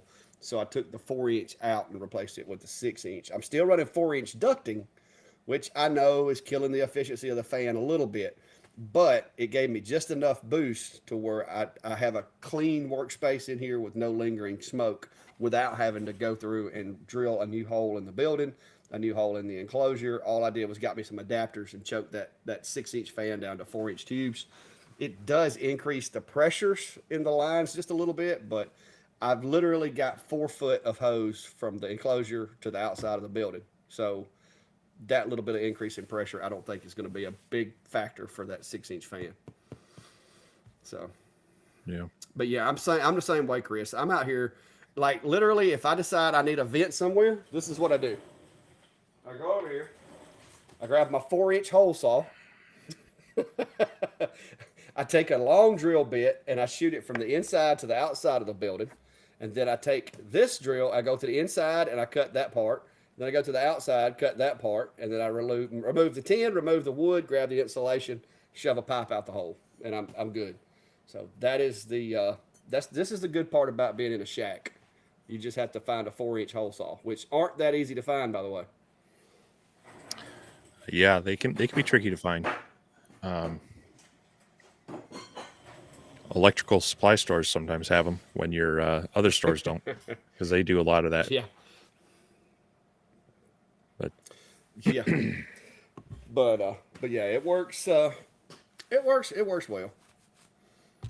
But yeah, I said I can't really think of anything that would work to get rid of all the smoke if you were in a basement and didn't have access to some type of ventilation.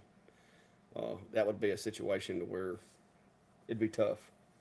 I'd probably try to see how much somebody would charge me to come and just put in a 4 inch exhaust tube, almost like one of those little dryer tubes that they put in, just to have it well, I mean where you that's can exhaust that that's way. assuming you own the property. If you're renting, then you're Yeah, stuck with not yeah, not damaging the property that much. So, true, true.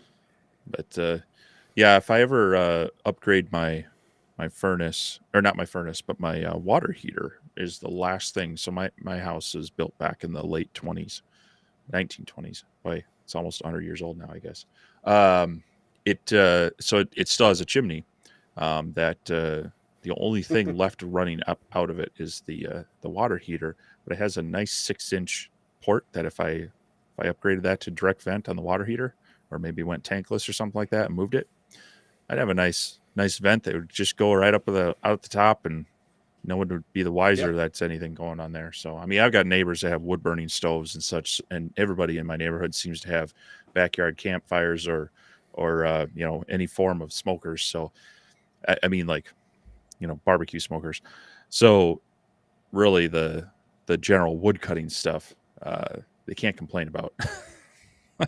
Now you start cutting a whole bunch of leather, they may Well, leather notice. or acrylic, that's the stuff I try to wait for the wind to be the right direction if I'm going to be cutting acrylic. Yeah. Let's see.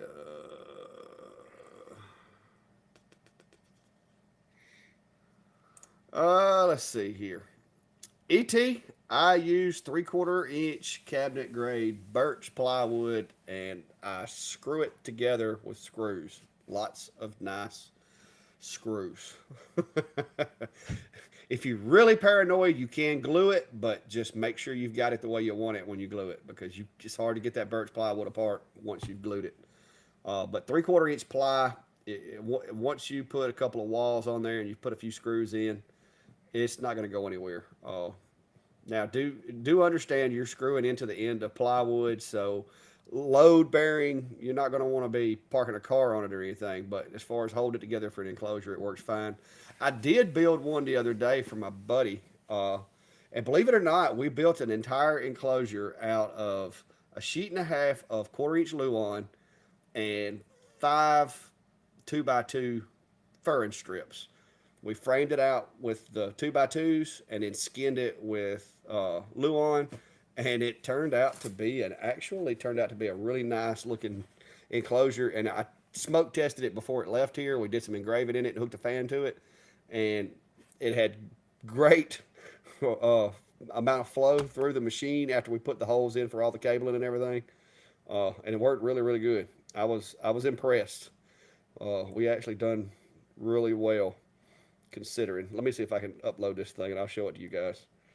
But yeah, it was this was he wanted an enclosure. He wanted to start his hand at laser engraving, but he wanted something that was light enough that he could move it around the house without having to have a set of hand trucks or call for help. And so that's what we wound up doing was we built it. Like I said, we built it out of 2x2 strips and about a sheet and a half of Luan. I think the whole build was less than $100 for us to get it built, and it turned out pretty good. Now he's still got to add some lights. He's still got to get him a better collet for the smoke extraction. I didn't have anything we could use. So, What are you but talking let me about? get You this got a picture 3D pulled up. printer. You could have made one. I tried printing it twice, and it was going to take 5 hours on my little printer. Well, I'll. And I actually did print. I actually the one that's on it. I actually did print it, but the print went bad right at the top. So here it is, right here. This is what we wound up making, and that is a Two Trees TS20 that's in the box right there. Kind of But around. There we go. yeah, that's what we ended up making, and we actually engraved this cutting board in the machine and smoke tested it. That's one of those little cheap computer fans that comes in some of those cloth enclosures. We retrofitted Mm-hmm. it to work with his machine, and it done a pretty good job. Like I said, the cabling and everything comes in up here, and so you've got your fresh air coming in here, going across here and out the fan, so it kind of keeps everything pulled away from it. Even though it's not a downdraft, it done a pretty good job of keeping everything pulled to the back. Of course, he's got like a 12 by 12 piece of JTech Photonics that I had laying around. We stuck it in the door because he didn't have anything. And because it was so lightweight, basically the door is just a shell. And I put these little braces on here just to kind of sturdy it up. And we used a 24-inch piano hinge for the top. And I mean, literally, we built this thing in like 2 or 3 hours. The majority of it you can see is shot together with a trim gun. So it was interesting. It was an interesting build. That was and we just sit down and we just sit down and like cleared the table off and was like, all right, let's build an enclosure. How big do we need it? And we decided to go with 32 by 32 for the footprint. So Yeah, I need to. You've seen the oh, backlog of stuff. you forgot to change your name. Oh, when I Yours came says back Clack in. when you come back in here. Well, You uh, can actually change it though. so when I need to go and pick up some lumber and some plywood because I really need an additional uh table out in my shop to be able to get more. I need a place. So I've got my assembly table where I can work and test on lasers, but then I need a place that I can actually set some up to run more long term out there. And so I'm hopefully going to hit that up before the snow flies too much, because I've been kind of mulling on what design I want, and I think I've just analysis paralysis on it. I'm just going to go get some lumber and start gluing and screwing and cutting, and at least get something there that I can have that extra surface and a little storage underneath and roll with it. So Yeah, well, my plans as soon as my back gets better is that wall over there where I used to like all my little wrenches and stuff is hanging. I'm wanting to clear that out, get me a toolbox that can house all of my mechanics tools and my automotive stuff, and then I want to build me another rack right down through there to put some stuff. I see what you did. But and I got to fix that where my heater used to be. I got to cut me a couple of more boards and put up there where that tin is. Because I'm tired of looking at that piece of tin. It makes no sense to have that tin back there. Oh, we're just we're gonna be going at this all night.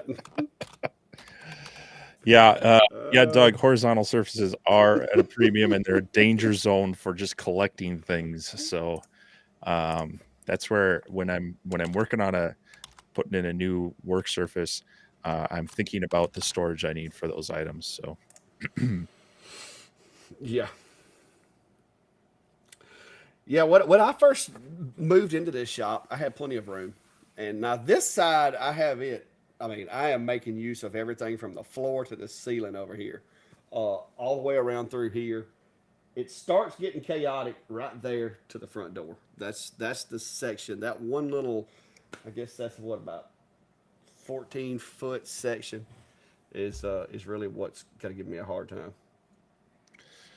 So, Mark, yeah, actually, Clack's got that set up in his enclosure Zilla, but my problem is when it gets to the really cold winter months, I'd be pulling in some cases sub-zero temperatures, and that's not going to play nice with some of the electronics and the heat and such. So, might work well for summer and most of spring and fall, but I don't think I'd want to be pulling in that frigid air across the machine, risking some condensation and such. So, Yeah, if I can get a camera set up, I'll show you. Yeah, this is gonna work. Maybe I can just show you this way. Let me see if I can swap to it. Let me see if I upside down. Up, okay. upside down. I knew it was gonna be upside down. Okay, yeah. There's enclosure Zilla, and right there in the back, when I power the machine on and the fan cuts on, it creates suction, which pulls that flap open slightly, and allows just enough air to come through, but it still maintains positive pressure out here. And you can see by my debris buildup. Wait a minute, my camera's done got discombobulated again. Golly, I gotta get me a wireless camera for this. You can see right here, I do have positive pressure inside because I need to clean this. I got a little dust buildup right there where it sucks the air in. But that pulls open slightly when I turn the. Hang on, let me turn it on. I think we're all going to need an Amazon link to some Dramamine. But you can see right now because the door's open, the flap's closed because it's pulling the air from inside the shop out. But when I close the door, you'll see that you can see that it. I don't know if you can see it. Hang on, let me do it again. Can you see it pop Yep. open? So what it is when I close the door, it seals this side, and so it pulls the air in from outside. That just goes straight through the wall to the outside world. There you go.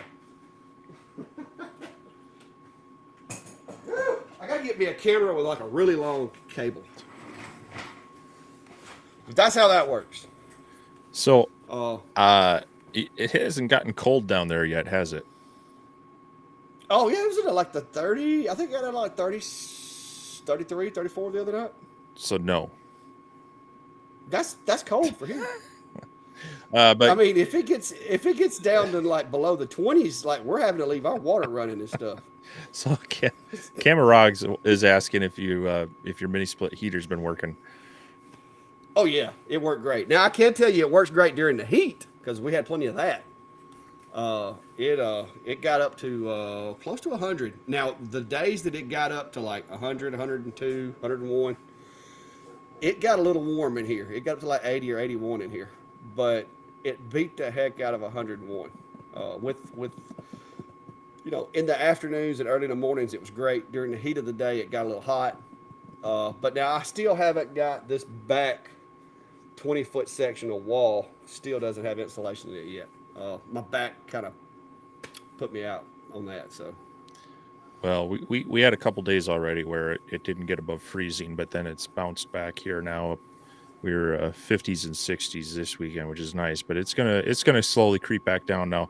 My friend Mike, who's got the Atom Stack A30 extended one, he's got a mini split for cooling and heating in his new garage, but he also has a backup furnace a gas heater in there if it gets too cold. So I'm kind of waiting to see how his works over the winter, and if his mini split's able to kind of maintain in there. I'm going to probably try to see uh, what brand that was, because that's kind of my bigger concern. Is I'd like to put one in. I'm more concerned about it working in the winter. It doesn't need to work that hard in the Yeah. summer for me, because while it does get a little hot, my shop's insulated well enough. It just needs to pull that humidity down a little bit and bring it down. It didn't. I don't think it really in the shop got above, maybe 80, low 80s at any, during the worst part of the summer up here. And the worst part about that was the humidity was up with it as well. So it got sticky in there really quick. So for Yeah. me, I'm more concerned at how well will it perform, down into those single digits. I'm not expecting it Yeah. to keep at 80 degrees in there. I wouldn't want it that warm, but if it can keep it in the 60s for a workshop for me in the winter, that's toasty. Yeah. Well, I will tell you this. I've got a couple of family members that are in the air conditioning business. And I put a 1.5 ton unit in this shop, and it's a 24 by 20, and it's insulated, but not well insulated. Behind these 3/4 inch pine boards right there, I've got a layer of tar paper that I went and put in. I had to take the tin off the outside of the building to do this, but I've got tar paper behind there as a sealant, and then I've got insulation, and then I've got tin. So I mean, it is a little drafty. I did the best I could with the Pink Panther insulation, stuffing it in all the cracks and all that. But the front of my building, of course, I got a 14-foot roll-up door that's not insulated. I have added a one of those little brush seals to it that looks like a broom on the outside, and I've also got me some little foam that I stick in the crack on the inside to kind of try to seal it off best I can. But I have to be able to snatch that out and raise the door and let it open it up if I want to on those cool days where I can let some air in and all that. But the back is still not insulated. I do have the top insulated, and the way he explained it to me, where we are, the summer is a true test for an air conditioner here. If it can keep up during the summer, it's a cakewalk for the wintertime. Because most of the time we're going to be above 32 degrees. And like heat pumps, below 32 degrees, that's when they start having challenges they have to overcome. But from what he told me, if it made it through the summer, it's going to do really good this winter, is what I'm being told. So, Well, and that's the thing up here is they have some heat pump units that are actually more geared towards northern climates, and yeah, it technically I've seen some rated to work down below zero. Now it's not necessarily going to be, like I say, you're not necessarily going to be keeping in this space at 80 degrees, but that's not what I'm looking for. And when it gets that cold, I don't mind augmenting it a little bit, considering what I have going right now. Keeps it warm, but at a greater expense that would be to run most of those units. yeah. So yeah, I'm kind of keeping an eye on it, and then I'm hoping this next year to get everything kind of in place to do a better job out there, keep the humidity down, add a little cooling during the warm months, but definitely moderate it easier at less cost to me utility wise during the winter.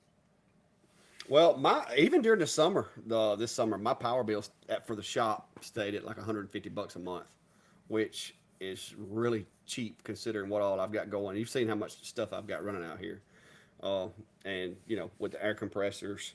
Now whew, I haven't ran the kiln a whole lot, and when I run that kiln, that thing will knock my power bill up by $5 a day. But typically, when I'm doing that, I'm either drying a whole load of wood for myself, or I've got somebody paying me $5 a day to run it to dry for them. Hmm. But yeah, this right now I've just got the dehumidifier running in the kiln. I don't have the heat turned on. I've just got a dehumidifier running in there, and I've got the air conditioner here, and of course all of my lights for the most part are LED now. I did away with all the old, fluorescents back when I did the remodel. So, but yeah, but I'll let you know. But so far, I don't know. It's kind of cold outside tonight. Let me see. Echo, what's the temperature outside? Wow, it's Echo, what's the temperature so outside? cold, can't even think. Right now, it's 51 degrees Fahrenheit. Tonight, expect a low of 45 degrees. It's You telling me it's 51 degrees down there right now? Yeah, but now it's supposed to get down to 45, so it's going to be kind of cold. Well, you should come up here. It's warmer. It's 58. Really? Wow, that's unreal. But yeah, it's we're supposed to be getting an Arctic blast this week, so yeah, it's it's supposed to be getting cold. It's actually we had some, like I said, it was down to 33 or 34 the other night. The heat actually kicked on in the house for a little while. Mhm. Yeah, drone. I've looked at those diesel heaters as an option, but I just the uh, getting insurance and building codes involved and whatnot. It's too much of a hassle for that. I've seen a lot of people make them work well in some shops and garages and such, but yeah, it's not going to work for me in my situation and where my stuff is located. So Wow, I'm actually cooler than a lot of places around. yeah, Jeez, that doesn't happen very often. tell you, you're going to want to come north this winter. Hey, I may seriously. You never know. If it gets colder down here this year than it does up there, I'm gonna haunt you. I'm gonna come up there and just hang out. If I have to shovel snow this year, Steve, oh my goodness, that'd make for a cool video though. But yeah, during the day it gets kind of warm here. I don't know what the high was today, but it was pretty warm. Yeah. Echo, what was the high temperature today? Today, expect a high of 77 degrees Fahrenheit. Yeah, so it's like 77 here today. Well, we had some extreme southerly winds blowing a lot of hot air up from down there, so that's kind of why we're In pretty warm. Belize. So How's it only 78 in Belize? Isn't that that's down, or is that below the equator? I bet that's below, isn't it? Geography not my strong suit either, guys. Where is Belize? I think it's further I'm south. pretty sure it's in the northern part of South America. Let me see. I'm finna look it up. Uh, oh no, actually, uh, okay. Google's sending me on a wild goose chase here. No, it's right. I mean, they're like Oh, it's literally I right was down wrong. by the Panama Canal. Yeah, they're Yeah, he's not far from Panama. So yeah, he's like right on the equator, and well, north of it. it's yeah, yeah. Klein may have to move up there with you if it gets too cold. He don't like it cold either. I can't handle it. Mark said it's 94. Well, Well, Mark's in. You're in Arizona, aren't you, Mark? Yeah, I Gillette says Central America. yeah, I stand corrected, but I guarantee you it's going to be colder up here than down there this winter.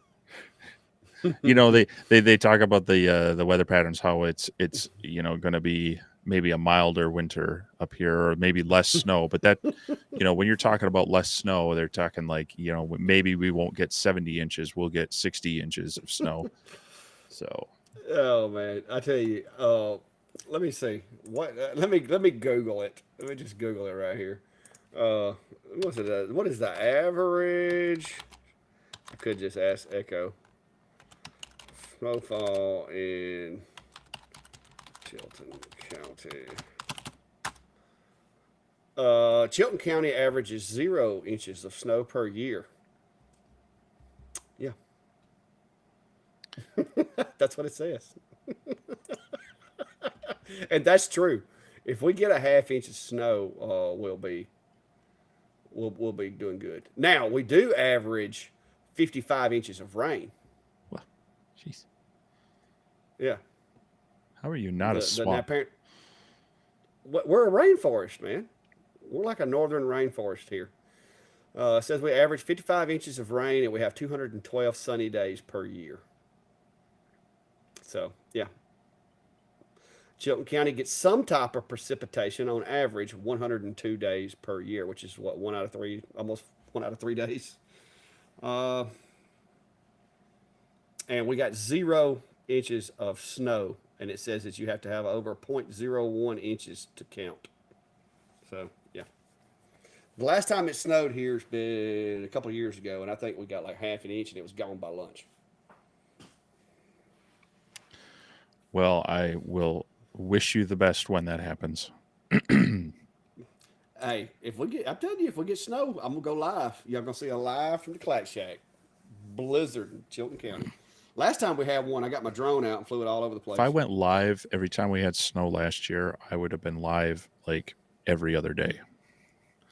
It was ridiculous, and that was the thing that was frustrating. Is it wasn't, sometimes it's just 1 to 3 inches of snow, but when that happens See, like every other day, it just gets really annoying. see, it's not just me. Jody's up in Arkansas, and they said anything over an inch is a major deal for them. See, it's all y'all Southern Canadians up there. That's what the problem is. Is you live so close to the Arctic Circle that you just can't help it.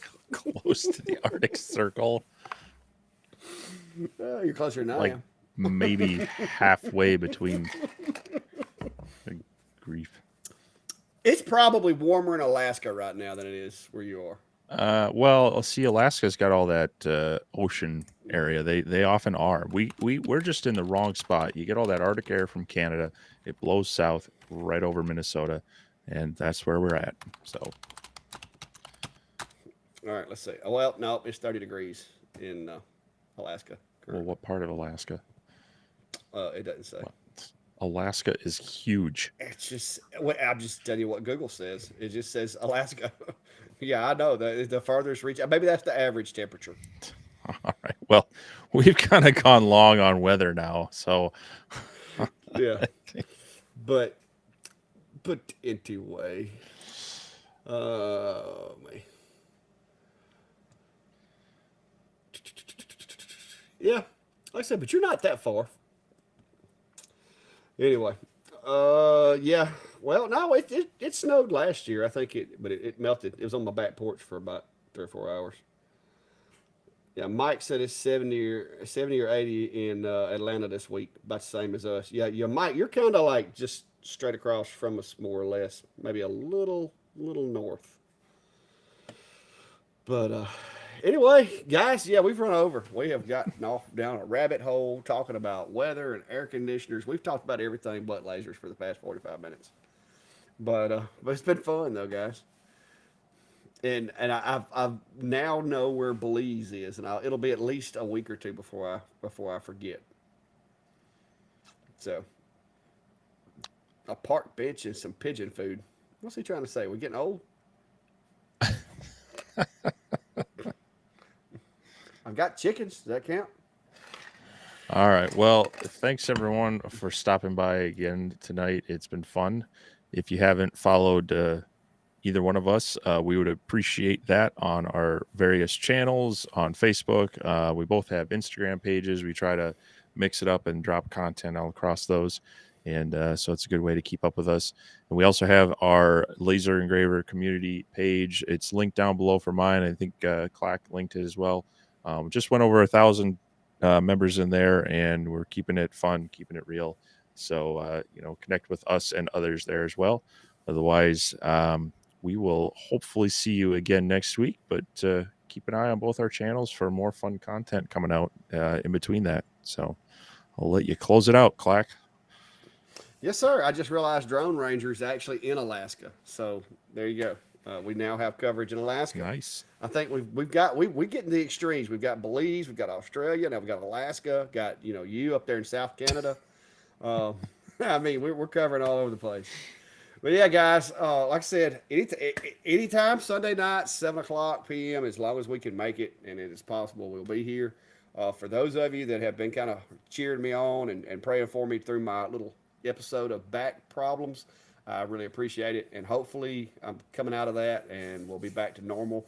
Hopefully back to work the next day or two, because I'm really not quite ready to retire. So I'm ready to go back to work and do some stuff.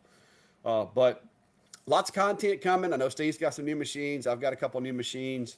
A lot of more content planned for both the We Create and the X-Tool S1, and hopefully get into some doing some creative stuff as well. But right around Christmas, and I know a lot of you guys have questions about the different machines that are out there on the market, and I am glad to be able to try to assist you in an honest, users maker's opinion of how these machines are to try to pass that on to you. So I appreciate it, and we appreciate the support. Like Steve said, go join the Laser Engraver community page if you haven't already. Go over and like Steve's page, like mine for sure if you haven't, and then maybe we can do it again next week. So later, guys. Y'all be safe and stay warm down there in Belize and up there in Alaska, and you, Steve, over there in South Canada. I just want to tell the people that are south of me in Toronto, Canada, to stay warm. They actually are south of you. Yes, technically I mean, very, very much east, but also a little south. Yes. That's ridiculous. You're almost a Canadian. Good night, everybody. Good night, A.